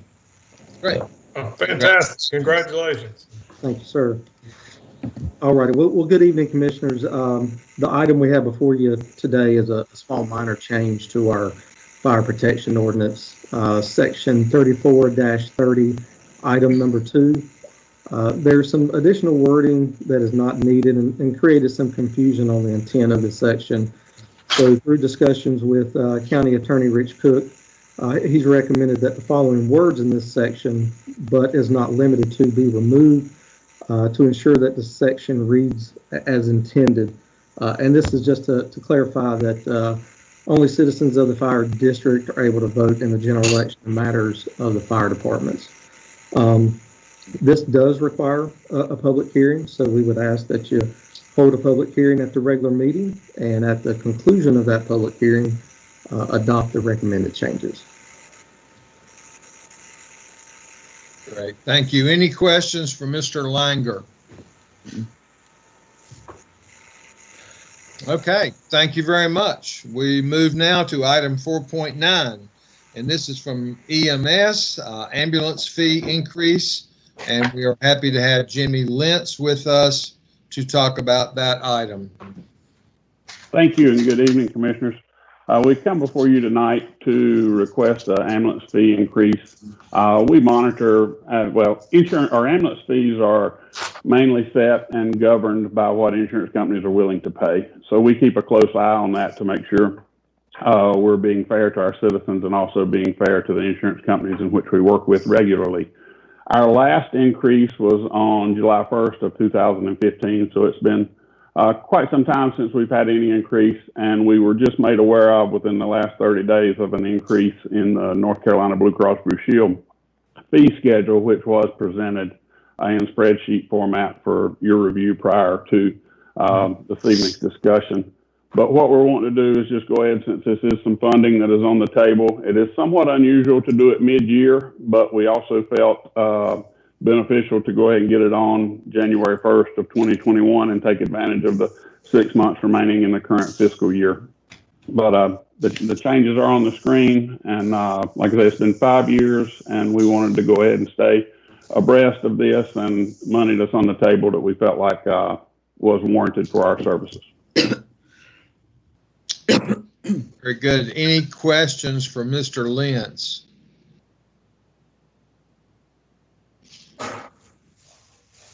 All right, we do have this scheduled to go on our consent agenda. Thank you for bringing that to us. Thank you, sir. Yes, sir. We move now to item 4.10 from Finance, accounting update for our capital project funds. And we are happy to have Susan Fearington with us to talk about that. Okay, thank you. Good afternoon. So item 4.10 is an accounting update for several of our capital project funds. As major projects are completed, the capital project funds need to be updated. So this agenda item is an update to our LOBS 2016, LOBS 2017, and LOBS 2018. And just for your reference, our LOBS 2016 was $73,785,000, and it was used to build Mount Pleasant Middle School, Kannapolis Middle School, and Royal Oaks Elementary School. And then our LOBS 2017 was $70.8 million, and it was used to build our Performance Learning Center, West Cabarrus High School, and our downtown parking deck. And last but not least, our 2018 LOBS was $54,680,000, and it was used to build our Rowan Cabarrus Community College Advanced Technology Center, Hickory Ridge Elementary School, Mount Pleasant High School, and J.N. Freese Middle School HVAC system replacement, 20 Cabarrus County School mobile units, and some RCCC land. So just an update on what those particular items were used for. As we issue the debt, it takes many years, and that's why we put them in capital project funds to cover all the expenses and get everything up to date and everything paid out. So as we're doing that, we earn interest on the funds, and we have contractor sales tax savings and stuff. And so this is just a cleanup of all the budgets so we can move them into a proper place now so we can spend the rest of the money. So after the budget amendment that's before you and the project ordinances are updated and posted, there'll be $138,896.99, and we'll put that in the school capital projects fund.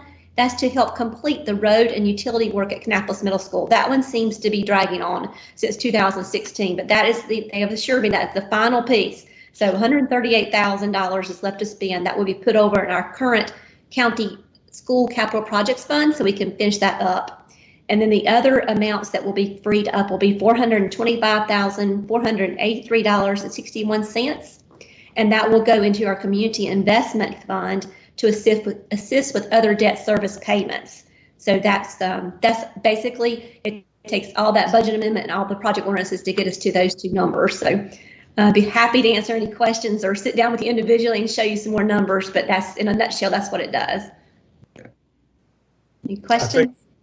Not a question, but Susan, you get the Understatement of the Year award when you say that Kannapolis Middle School is, I've now forgotten the exact phrase you said, but dragging slowly or something. That's an understatement. It is. I feel funny calling it the new Kannapolis Middle School because it's been open for 3 years now. I think that newest building, but anyway, I think that's questions on that one. Anything else? Any questions for Susan? No, I got mine answered earlier. I was completely happy with your answers, Susan. Thank you. Very good. Thank you very much. And now Susan will also talk to us about item 4.11, Cabarrus County reimbursement resolution for the new EMS headquarters. Yes, I think I have the next 4 items too. But as part of our next February 22 draw program, a reimbursement resolution is being submitted for the new EMS headquarters. Right now, the estimated cost is $16 million. The resolution will allow us to use county funds prior to the February 2022 debt, and then we'll reimburse ourselves when the debt is sold. This, as additional new projects are added to the February 22 plan, additional reimbursement resolutions will be submitted for your approval. This is part of our debt process that we do every time, just to, if we need to go ahead and spend some money for architectural or planning or any of those preliminary numbers, we can do that because it doesn't always align with our February or our designated date for debt. So this allows us the opportunity to spend that money and then get reimbursed with the debt proceeds. And this reimbursement resolution was drafted by our bond attorney, each time Steve Cordell with Nexon Pruitt. Okay, any questions for Susan on this one? Susan, yeah, I just for clarification, Susan, and that is we're going to be needing approximately $16 million for the new EMS headquarters, somewhere thereabouts, but more than likely, we're not going to go out for a LOBS for just $16 million. We'll probably add that to some other capital improvement school or something like that. Is that correct? That is correct. In fact, our February of 2020 that we just issued was for the courthouse and for the new middle school. I think we're calling it Roberta Road Middle School.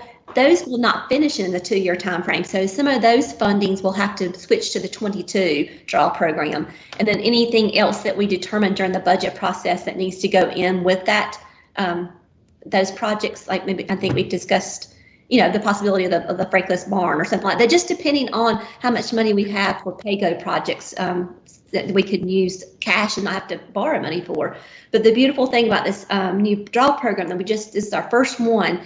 Before, when I spoke about the LOBs 16, 17, 18, we received all of our proceeds up front. However, you had to start making payments on all that money up front. With the draw program, we're just drawing down what we need. And so each month I'm receiving a bill for the interest on those amounts that I've drawn. So it's not like we're paying interest on $70 million. So, we just what we've drawn down, we're making those debt service pay, the interest on those. And then in February of 22, we'll turn around and issue permanent debt for that. So for whatever we spent. So we're not having to borrow extra money that we may have to, not necessarily use on that project, but find another project to use it on. So it is working out well with this new draw program. It's a little bit more detailed keeping up with things on our end, but I think it's going to pay off in the end. And I totally agree with you. And also for Commissioner Strang's benefit, just so that she'll know that we always try to use our own funds, as far as we can before we go out for debt.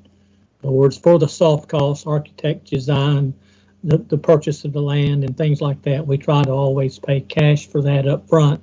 And then when it comes to the actual construction costs, that's where we get into somebody's pocket for that money that we have to pay interest on.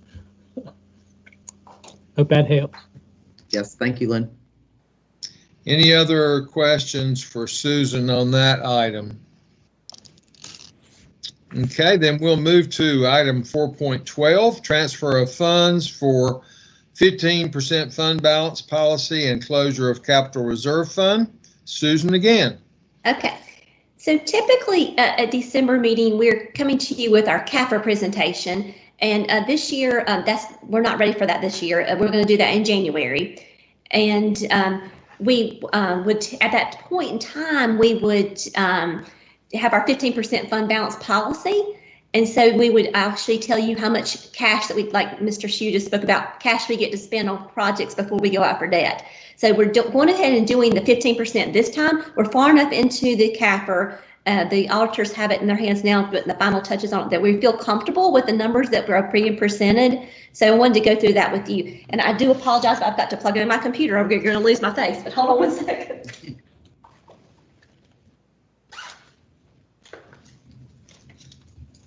Can you just make sure that Commissioner Strang knows what the CAFR is? Yes. It's our comprehensive annual financial report.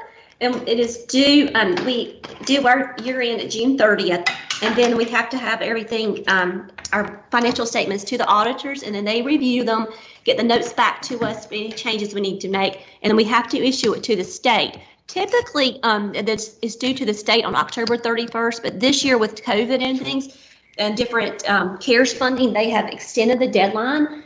And it's not late. Okay, it's due by October 31st to the LGC, but it's not late until December. But this year they're extending it to January. However, we don't really want to have it lingering on after the Christmas holidays. We want to get it done. So we are feverishly working through some of the comments from the auditors now and getting those fixed and back to them hopefully by Wednesday. And we'll get that all cleared up. And then we'll be able to get that onto the LGC, which is Local Government Commission. So, but then you have to wait in line with the Local Government Commission because all 100 counties are submitting their CAFRs and all the municipalities. So typically we get it back within 2 weeks from the LGC, and then we also turn around and we submit our CAFR once a year for the GFOA national recognition. So that's due. They did not extend that deadline. It is December 31st. So we will go ahead and do that. And then if we need extension, we'll ask for it. But typically that's a normal year. Everything's turning to LGC and to the GFOA on the deadlines that we set for ourselves. Thank you. Okay. So I'm back, and I apologize for having to plug in, but I'm back. I can see everybody now. Okay, so per the FY21 budget ordinance, the sum of our general operating fund balance in excess of the 15% is available for transfer and appropriation to our community investment fund. And that's a new fund this year where we are stripping out our debt service payments and our some of our capital, one-time capital annual things, and put it into another fund. Therefore, it earns money, it keeps its own fund balance. And so this is our first year for that for FY21. So before that, we would transfer the 15% fund balance policy to our capital reserve fund. So I'll speak to that in a few minutes. But for right now, a calculation is included in your agenda packet.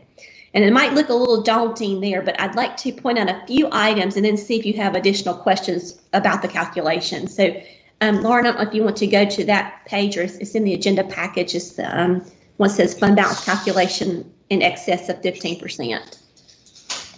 That's it. It's pretty tiny on our screen, but if you just look at the top of the screen, it shows like ending fund balance at June 30th is $97 million. It's 97,624,280, and you get real excited about that number. But there's also many things that you have to set aside by state statute, by law, by committed fund balance, restricted fund balance, assigned fund balance to get to the amount that we can set aside for our pay-go projects. So as you go on down that spreadsheet, I did want to point out there's one thing here that shows debt payments of $7,442,697.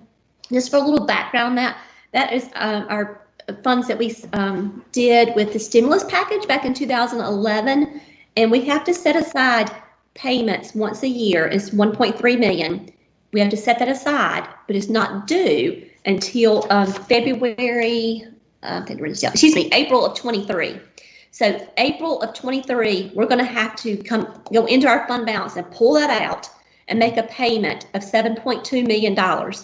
So each year we're required to set back 1.3, and we'll get to that $7 million. And then again in April of 26, we'll make another 7.2 million. So that is money that we can't spend. It's in our fund balance, but we cannot spend it because we know coming down the road, we're going to have to pull it out and make that payment. So that's just, I want to point that $7 million number out to you. Another number to point out is our unpaid tax incentives of 3.6 million. It's down a couple of lines lower.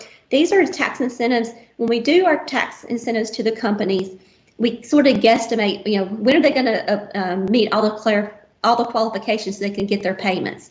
So each year, our tax department, they will budget a certain amount that they think that the company is going to get. Now, if they don't meet those qualifications in that year, we put that money, we set aside in fund balance because we don't have to rebudget it every year because it inflates our budget. So at the end of the year, we had FY20 incentive grants of $3.6 million that we didn't pay. So we need to make sure that it's set aside in our fund balance. It's committed, the board's committed it, so we have to set it aside so we can't spend it on something else. So that's what the 3.6 is. Another number I want to point out is the assigned fund balance is $6,652,997. That is a large amount. However, what that is made up of is we have $5 million that we set aside for extraordinary circumstances. For example, maybe that the state might come out and have a new foster care or daycare mandate in the middle of the year. Well, we need to be able to implement that. If we don't budget it, if we don't know about it in July, then we would be up the creek. So $5 million has served us well as a pot of money that we're going to set aside for extraordinary circumstances. That's part of the $6 million. And then we have tax appeals. We reach out to our tax department. How much do you think is going to, people appeal, and we might have to pay them back? And then we have a $200,000 set aside for building inspections, because what if we have a downturn in the economy and we have to still pay our people and they have to, it's just worked out. The state is wanting us to set aside a pot of money for that. So all that goes into our assigned fund balance. And I may be getting in the weeds, but I just wanted to point a couple of things out since we do have a new board member. Okay, on down the spreadsheet, we have towards the bottom, it says, okay, we come down, it was 16,262,000. Okay, so in a perfect world, we could transfer 16,262,000 over to our former capital reserve are now our community investment fund, and we can use that for all of our pay-go, which is pay-as-you-go without issuing debt projects. However, down about almost to the 3/4 down the page, on July 21st, the board's already appropriated $3,036,022, and that was for projects that were identified that y'all identified you wanted to go ahead and spend at the fund balance. So that's backed out. It's already gone. We've already appropriated fund balance. And with the budget amendment that's included in your agenda packet, we have also are requesting that we want to go ahead and transfer $3.5 million for our EMS headquarter project, and another $3.5 million for our Franklin Park Barn project. And then the schools have reached out to us and they need $400,000 for some mobile units. So if approved tonight, those things we would have been the budget amendments included. So that would be transferred over so we can track it in a multi-year fund.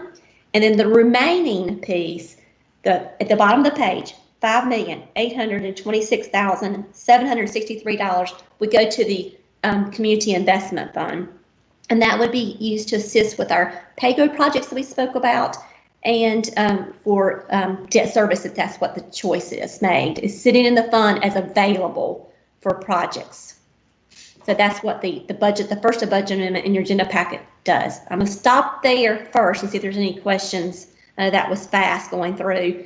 The name of the 15% fund balance policy is 15% of our current budget, and that's in the middle of the page where I'm showing you that our budget as of September 14th, which is when we were trying to do our financial statements, was $281,945,802. So we took 15% of that number, and that goes into the calculation. So that's where it gets its 15%. And 15% is made up of what it would take cash flow purposes, because we don't start getting our tax money in until October, November. So if you didn't have that cash flow for the first 3 months, we need that. So you need to hold back that 15%. And that's what we calculated many years ago, that it takes about 15% to meet cash flow purposes. Questions? I know that was fast. Nope, but you did a great job. Thank you, Susan. You're welcome. If you want to sit down, I don't mind. Okay. The second part of the agenda item is to liquidate our capital reserve fund. I think it's served its purpose well through the years, but we would try to streamline some of our projects, our county multi-year projects. Just maybe have just a few, as you heard me mention earlier, LOPS 16, 17, 18. Each one of those were separate funds, separate project ordinances and stuff like that. So to help streamline, we'd like to be able to use just the community investment fund, one school capital projects fund, and one county capital projects fund to start streamlining those processes. So as the months go by, we're trying to close some of those older projects out. The only thing that we need to deal with in the capital reserve is that we did have money set aside each month from our occupancy tax to go for facility and field expansion. If you recall, we used some of that money this past year for some turf field. We're building some turf fields, and that did come in handy to have that money. So for tracking that, we want to move that to our new county capital projects fund. And once we do that, then we will be able to have $2.4 million in capital reserve left over that we need to do something with. So my agenda item and the budget amendment moves that money into the community investment fund. And there again, it goes into an unallocated portion of the community investment fund.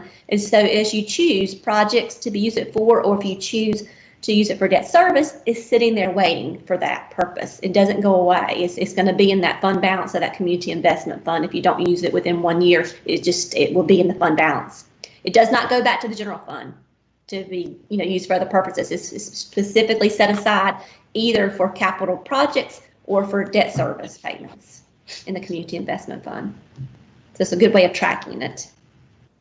So questions on that?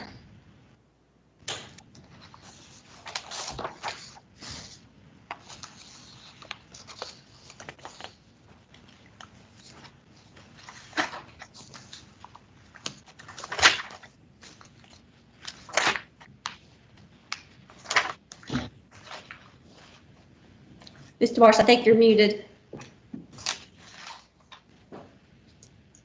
Thank you. That was a lot of information, but you did an excellent job of making it understandable, I think. And for those who have followed us over the past year, we had a pretty extensive discussion and explanation of the Capital Investment Fund, our Community Investment Fund, and the reasons why we were making those adjustments. And I think we're now beginning to see the benefits of it. So any other questions for Susan on that item? Okay, well then we will move to item 4.13, and this will be Susan and Kyle, update on the courthouse project funding. Okay, I'll start and then Kyle, you jump in when need be. To align the courthouse funding with the approved budget, an amendment and project ordinance is included for your review. This update will make our budget match all of our known costs for the new courthouse and the renovation of the existing courthouse. We will only draw funds as they are needed. However, a budget in place is needed for all contracts to be approved and signed. So after the budget amendment is approved, the total estimated cost for all phases of the courthouse project is $134,859,000. So again, $134,859,000 is for all phases. That's from when we started planning to all the way through the renovation of the existing courthouse and to upfitting it with technology and furniture and fixtures. Everything that we can possibly know about right now, that would include that amount. So what we're asking tonight is just an update for the third GMP 3, which would be our third phase, which is renovation of the old existing courthouse. And we're just based on the project estimates, we were a little bit shy, so we needed the $2 million to be able to get us to that the $16.7 million estimate for the renovation of the existing courthouse. And Kyle, you could jump in if you need be. Yeah, can you just give us a high-level view of what drove the difference? The overall cost of the building did not change from the schematic design cost you saw.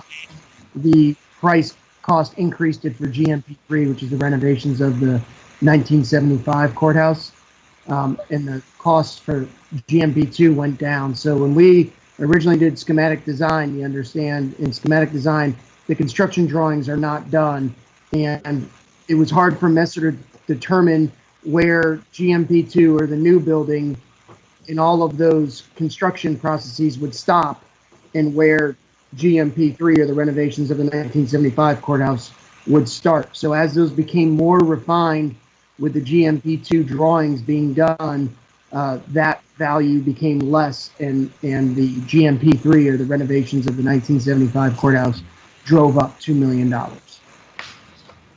Okay, so it's basically just a true-up. I'm not sure that that's the exact correct financial statement under financial term. Yes, the overall project cost from your schematic review that was given to the board has not increased. Okay. In my world, that's called a true-up. Hey, keep in mind too that we do have currently about $4.5 million set aside in contingency. Of course, we will not touch that if it's not needed, but so that's part of that total package does include a nice contingency that we hopefully don't have to use. But and just as a caveat to that, I'd gone to the board a couple months ago about the Chile redundancy project, about connecting the sheriff's department across the street using the multi-million-dollar tunnel that we built years ago to be able to connect all the chilled water between those two buildings, so that when we have a component go down in one building, we can feed cooling to the other one. And specifically, the driver for that was the jail, a 24/7 inmate, inhabited building. I don't have a lot of leeway over there in case something breaks down. This wasn't primarily to take care of the courthouse, since it really is an 8 to 5 type of building. But I was taking advantage of this by creating a loop. And one of those discussions we had was that I will be coming back to the board for a portion of that contingency to see, or to ask for the board's permission for that part of the project, to add that to the GMP. Okay, any additional questions for Kyle or Susan? Okay, we'll move to item 4.14, update of investment officers. Susan again. Okay, this is my last one. So a list of investment officers by position is being submitted for approval. This will be a change from our previous list of investment officers by name. So if approved, the positions of finance director, deputy finance director, and one of the accounting supervisors will be authorized to make investments for the county.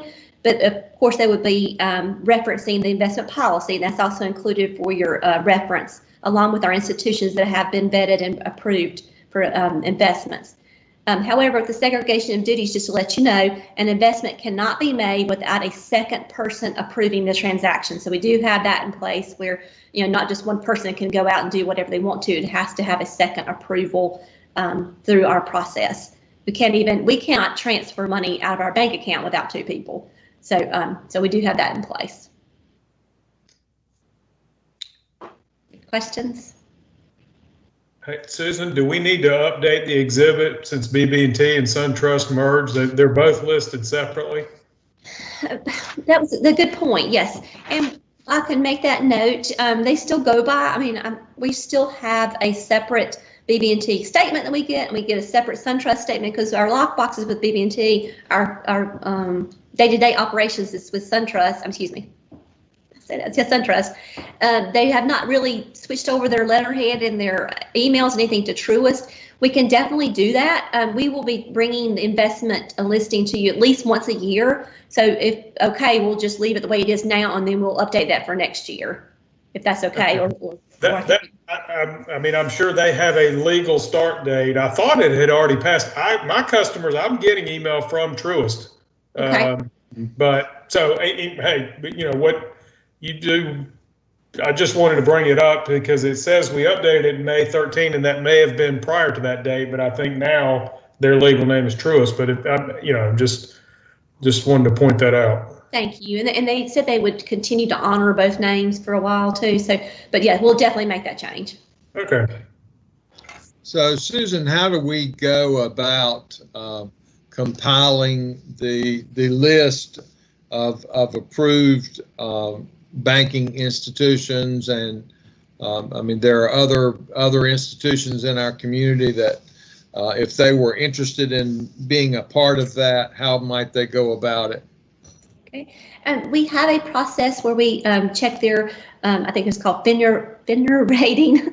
Let's get that said right. And we check their financial statements and stuff. When people reach out to us, we do try and limit it. We do not have a person that's dedicated 100% of their time as an investment officer. So for her to be able to correspond with, let's just say 10 to 12 investment people who reach out to her, it would take a full-time person. So we just don't have that. So we have a limited amount of people on the list. But truthfully, we haven't had that many people reach out to us. There's not a lot out there to invest in right now.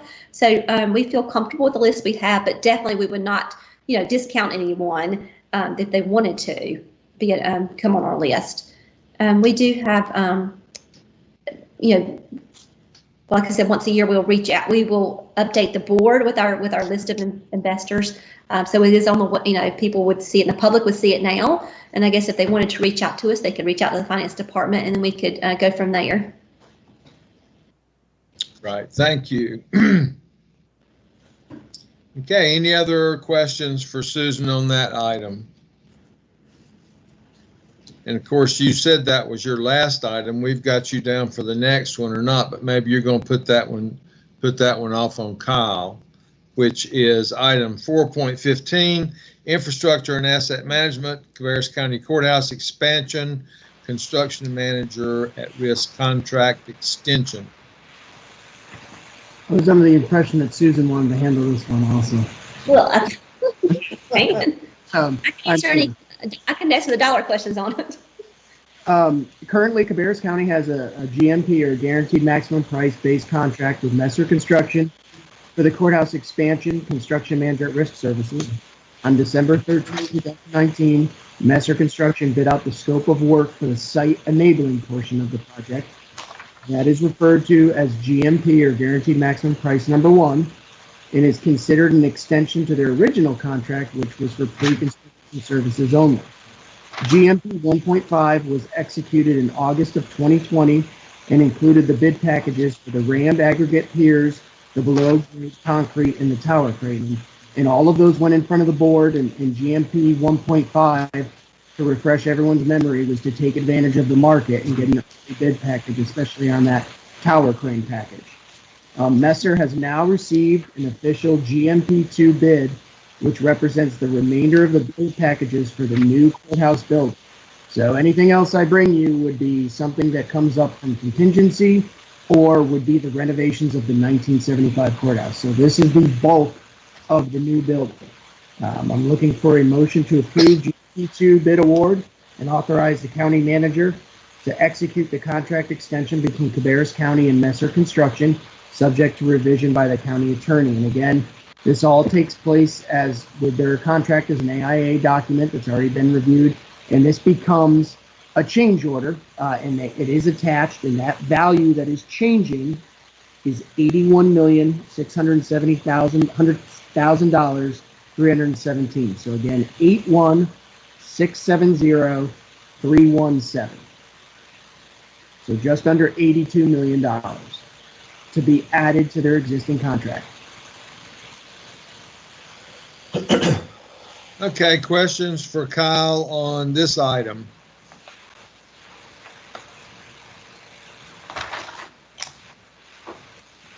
We did have a list of contractors that were in that supplemental information that was given, and I just did want to let the board know that probably 12 to 13 of those contractors are contractors that we already use throughout the county, whether it be for preventive maintenance services or construction or electric work.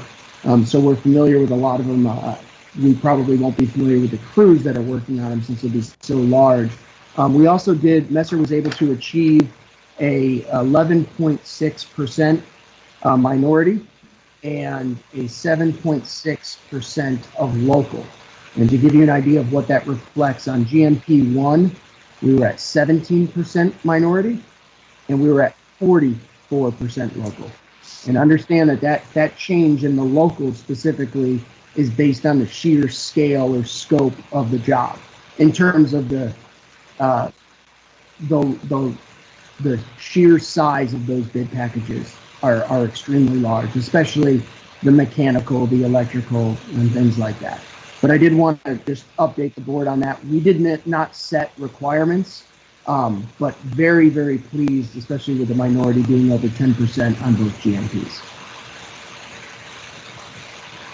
Well, that is good. I was going to suggest that we charge Messer for the advertising that's occurring on the new crane, but since they've done such a good job on that, maybe we'll excuse them on that. I'm going to look the other way because I'm trying to talk them into letting me go up there and put a Happy Holidays sign. So I think that we should probably avoid that for right now. I think that's a very good idea.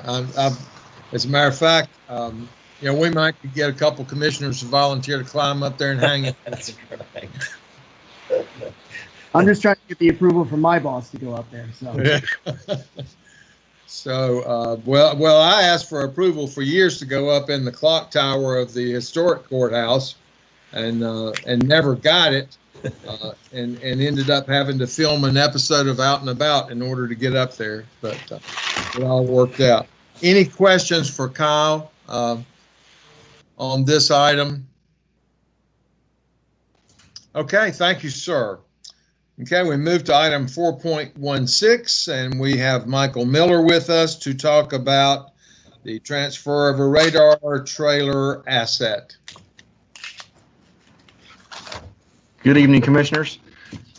Good evening. Harrisburg has requested a surplus trailer, county asset number 8207, from the Sheriff's Department. This radar trailer has not been used for several years. It's in disrepair and it uses an outdated type of radar technology. The town would like to update the trailer with a modern radar equipment similar to what they've already done on one of their own trailers that they already own. The excuse me, the radar trailer would be used by the Harrisburg Division of the Cabarrus County Sheriff's Department for localized law enforcement services within the town. And so the requested action is for a motion to declare asset number 8207 from the Sheriff's Office fleet as surplus property, and to authorize the transfer in accordance with county surplus property policy. So I'd be glad to try to answer any questions you guys may have. Any questions for Michael? Okay, we'll move to the next item, which Michael is also going to talk about additional surplus property.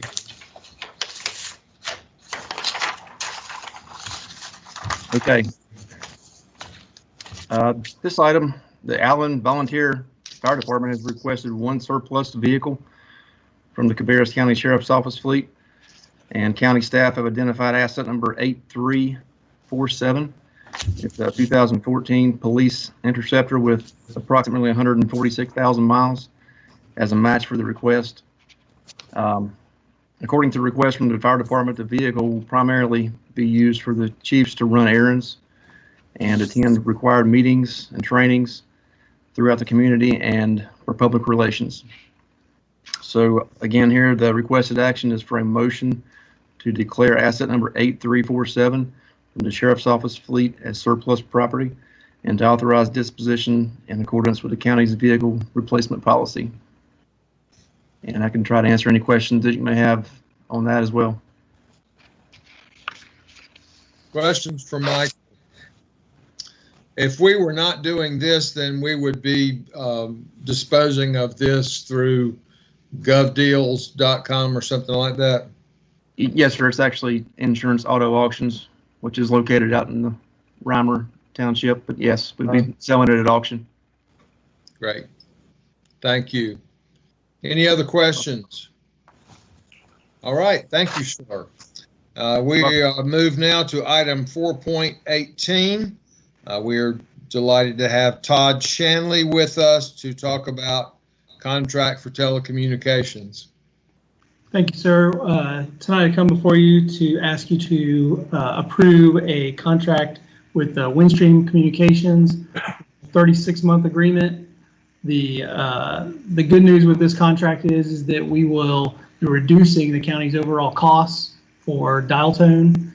So what will be the highlights of this is that we will be locking in our pricing for standard B1s, which are those dial tones that we use to service our fire alarms and elevators, the reduced cost on long distance, and switching from outdated technology, which we currently use as PRIs, which are copper and analog lines, to a SIP connection, which would deliver our dial tone via IP or internet-based protocols. So again, that we would ask you to allow us to negotiate this contract and finalize it with the county attorney and allow the county manager to sign it. Okay, questions for Todd? A lot of that was certainly over my head. Well, like I said, the good news is we're saving money on our phone bill, I think is what I should have put that under the. Yeah, that's the part I heard. I heard saving money, and I didn't really understand anything else he said. Yes, and that's a good thing. Is this a locked-in rate for the next 36 months? Yes, ma'am. Okay. Okay, any other questions? Okay, we thank you. We'll move to item 4.19 from the Register of Deeds Office, refund of excise tax. And I think Mr. Cook is going to speak to that one. That's correct. I'm stepping in for Wayne Nixon, the Register of Deeds on this one. And as most of you know, we get one of these about every other month where the excise tax is paid at the time a deed is filed is usually submitted by the attorney that did the closing. And sometimes there's a mistake made, particularly when you get a situation where the property is in two counties, which is what happened here. Turned out that most of this piece of property is in Stanley County, and only a small portion of it was in Cabarrus. And what they did was they split the excise tax between the two counties when it should have all been paid to Stanley. And so that's the mistake that was made. And all the paperwork that's attached to the to this item in the agenda is correct and what was needed to be able to show that what was done was incorrect. So there's a request for a refund of the amount that was paid to Cabarrus County. Thank you, sir. Any questions for Mr. Cook on this item? All righty, we will move to item 4.20 from the Sheriff's Office, body worn camera funding update, and we are happy to have Chief Deputy James Bailey with us to talk about that.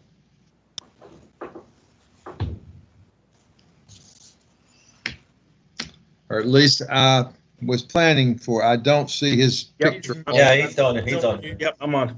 So, good evening, Commissioners. So, first off, as the Commissioners, and we can bring Ms. Strang up to date, we applied for a grant to supplement our body-worn camera program. We received back, I believe in October, notification that we were denied the grant. In looking at some of the responses from the evaluators, they were kind of all over the place. One would tell us that we had plenty of information provided for diversity. The next one would tell us we did not in our population that we serve. In learning a little bit more about that process, each evaluator makes their own independent assessment of the application. So at one point, several of the evaluators came back with differing opinions on the grant. Long story short, it was denied. So we are coming tonight to address additional funding. I believe Mr. Harris will address that in order to finalize the funding for the body-worn camera program. Yeah, so the question before the board is, do you want to still proceed with this body-worn program? If you do, we would have to identify local money to support the expense. The total needed would be about an additional $233,000 annually. That's what would have been covered by the grant. We can identify currently budgeted funds for this purpose to get us through to the end of the fiscal year, and then budget accordingly in future fiscal years if the board wants to move forward with this. So I think what Chief Bailey needs tonight is not a motion or to suspend the rules, but just some guidance from the board of whether you still support moving forward with this project. Mr. Chairman, this is Lynn. I hate that we didn't get the grant. You know, I looked at all the discrepancies and derogatories and all that, and just like the chief said, it seemed to be all over the place. Some said yes and some said no, and some liked it and some didn't. But the bottom line is, like he said, we didn't get it. But I would like to see us just go ahead and move forward with the body-worn camera program. And I don't remember what the overall cost was. Chief, do you remember what the overall cost was? I believe over 5 years, Rodney, correct me if I'm wrong, but it's a little over 2.1 million over 5 years, I believe is the cost. Yeah, well, I mean, I think with the way things are these days, our law enforcement, they take such a beating as it is already. And anything that we can help them with transparency, you know, to show what really happened versus he said, I said, and you said, and all of that, that it would be best to go ahead and continue on with that. And I would suggest for this first year that we'd take it out of the commissioner's contingency, if that would work with Ms. Farrington.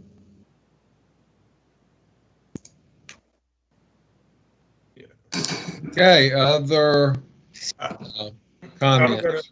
I'll just make a quick comment. Since we pursued a grant, I think we were doing that at the request of Sheriff Shaw and Chief Deputy Bailey. Even though we didn't get the grant, I assume you guys still want to pursue the program. Is that correct? Absolutely. And again, as Commissioner Shue alluded to, I think now more than ever, I think it's important for us to have as much documentation with our citizen interactions as we possibly can. And this obviously will enhance that ability for us to do that. So yes, we are definitely in support of the program continuing if the commissioners see fit to proceed. Yeah, I'm definitely supportive of that if that's something that they want to pursue. It would have been nice to get the grant, but I think we can we can figure out a way to make that happen, and I'm for that. Me too. Well, I agree.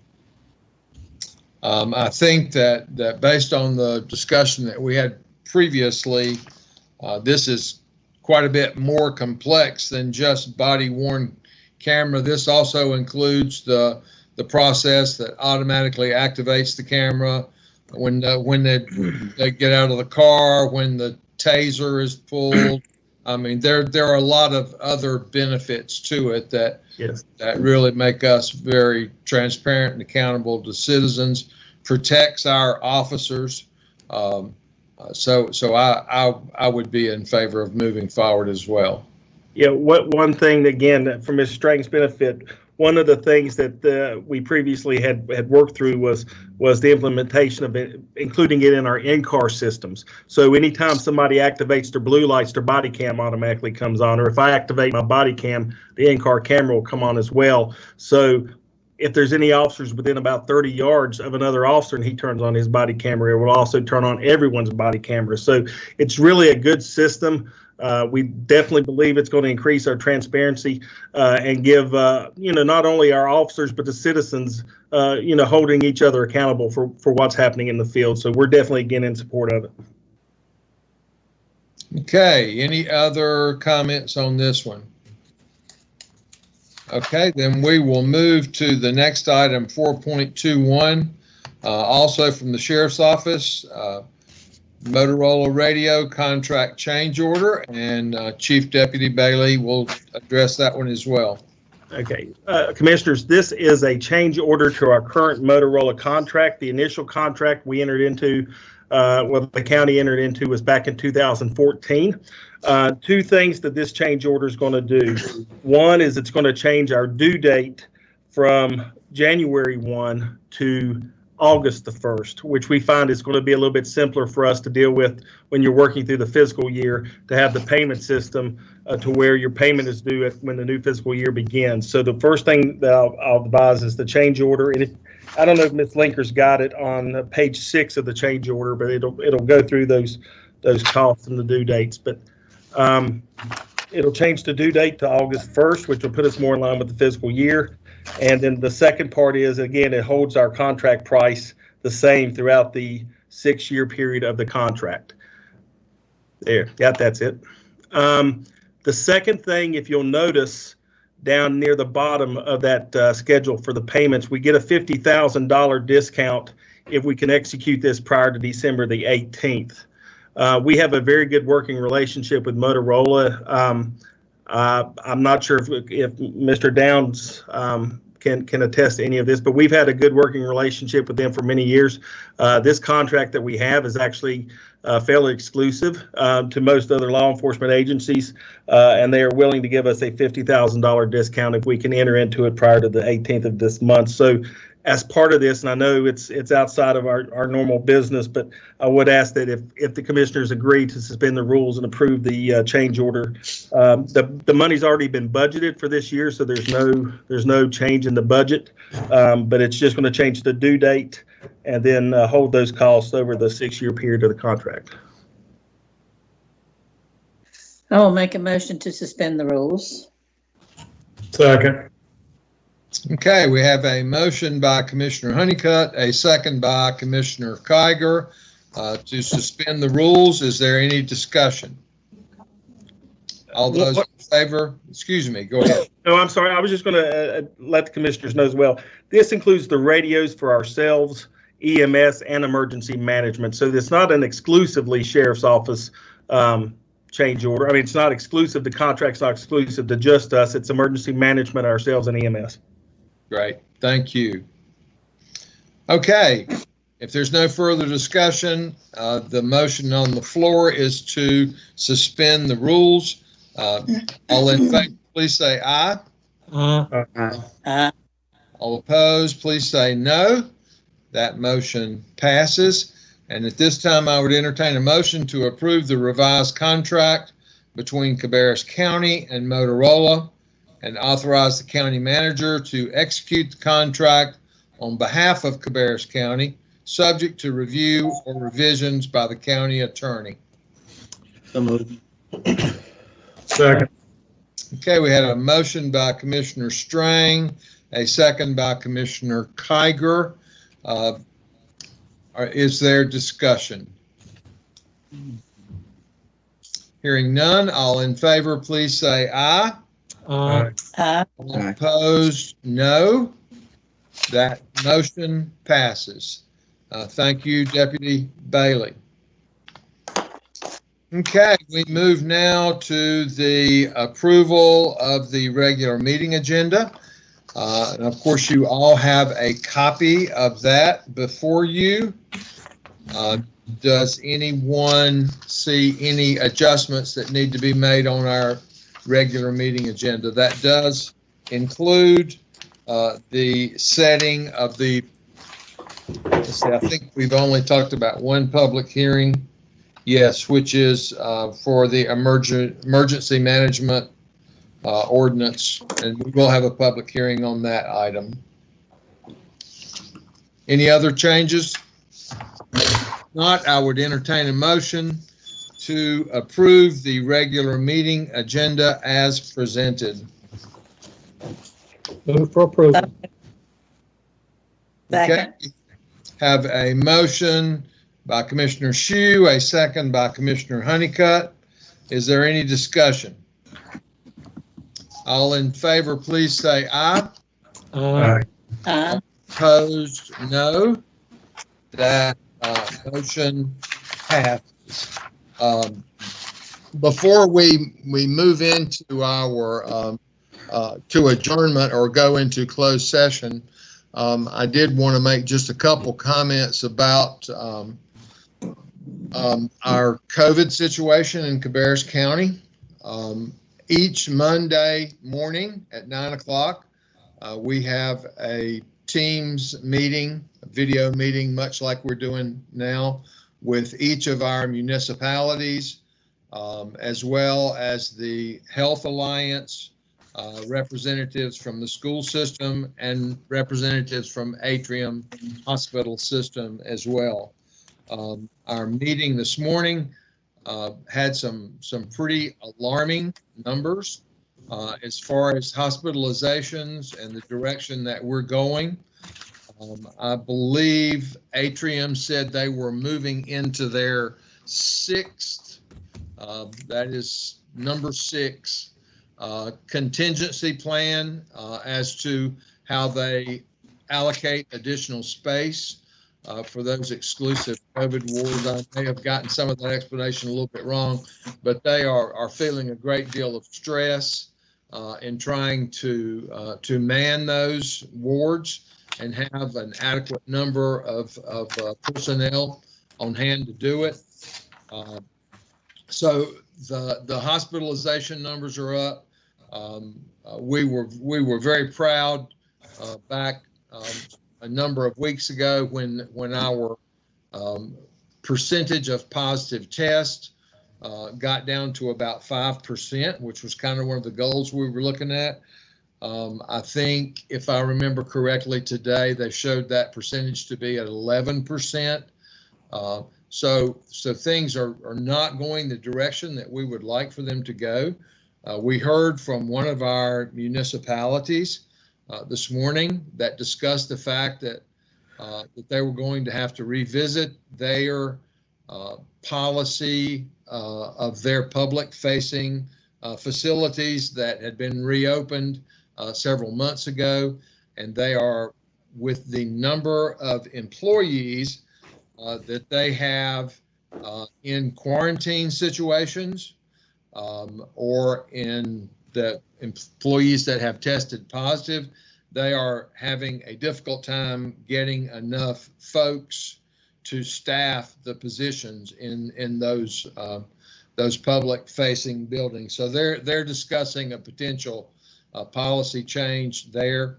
The folks at Atrium emphasized to us to please, in addition to the things that we have been doing, wearing our mask, washing our hands, waiting 6 feet apart, that we encourage folks that when you're doing to try to pick those times of day to shop if you're doing shopping not only for your normal groceries and consumption, but also during the holiday season, to try to choose times where stores are less busy and you're less likely to come in close contact with folks. I would encourage everybody, of course, certainly all of us, as well as the folks watching on television, to go to the Cabarrus Health Alliance website. They have a tremendous amount of information there that is updated on a daily basis that will tell you how many positive cases we've had in Cabarrus County, how many of those have recovered, how many are still active. It keeps a running total of the number of deaths in the county. And just a lot of information. We are hovering dangerously, and we're not in the red zone, I don't think yet, as determined by the state, but we're very close. One of the items of concern today was the number of COVID cases in long-term care facilities. Our nursing homes and those types of facilities has risen significantly in the last number of weeks. Those are populations of people that tend to be much more vulnerable to having serious complications. So I think anything that we can do to make the public aware of facts is a good thing. So that hopefully some of the encouraging news that we're hearing, on the other hand, from an immunization standpoint, will improve. So thank you for listening to those comments. We do have need of a closed session tonight. So at this time, I would entertain a motion to go into closed session to discuss pending litigation and economic development as authorized by North Carolina General Statute 143-318.11A, 3, and 4. So moved. Second. Okay, we have a motion by Commissioner Honeycutt, a second by Commissioner Kiger to go into closed session. Is there any discussion? Okay, all in favor, please say aye. Aye. All opposed, no. That motion passes, and we are now in closed session. So everybody will leave this Teams session, and then you should have an invitation link to the closed session meeting, and we will rejoin shortly. Thank you all for joining us tonight.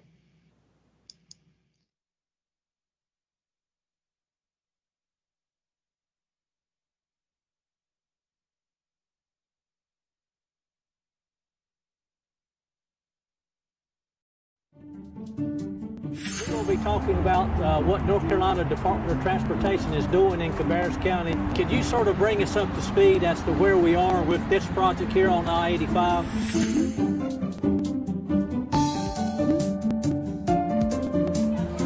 Adult tickets are $8 while kids $13 and young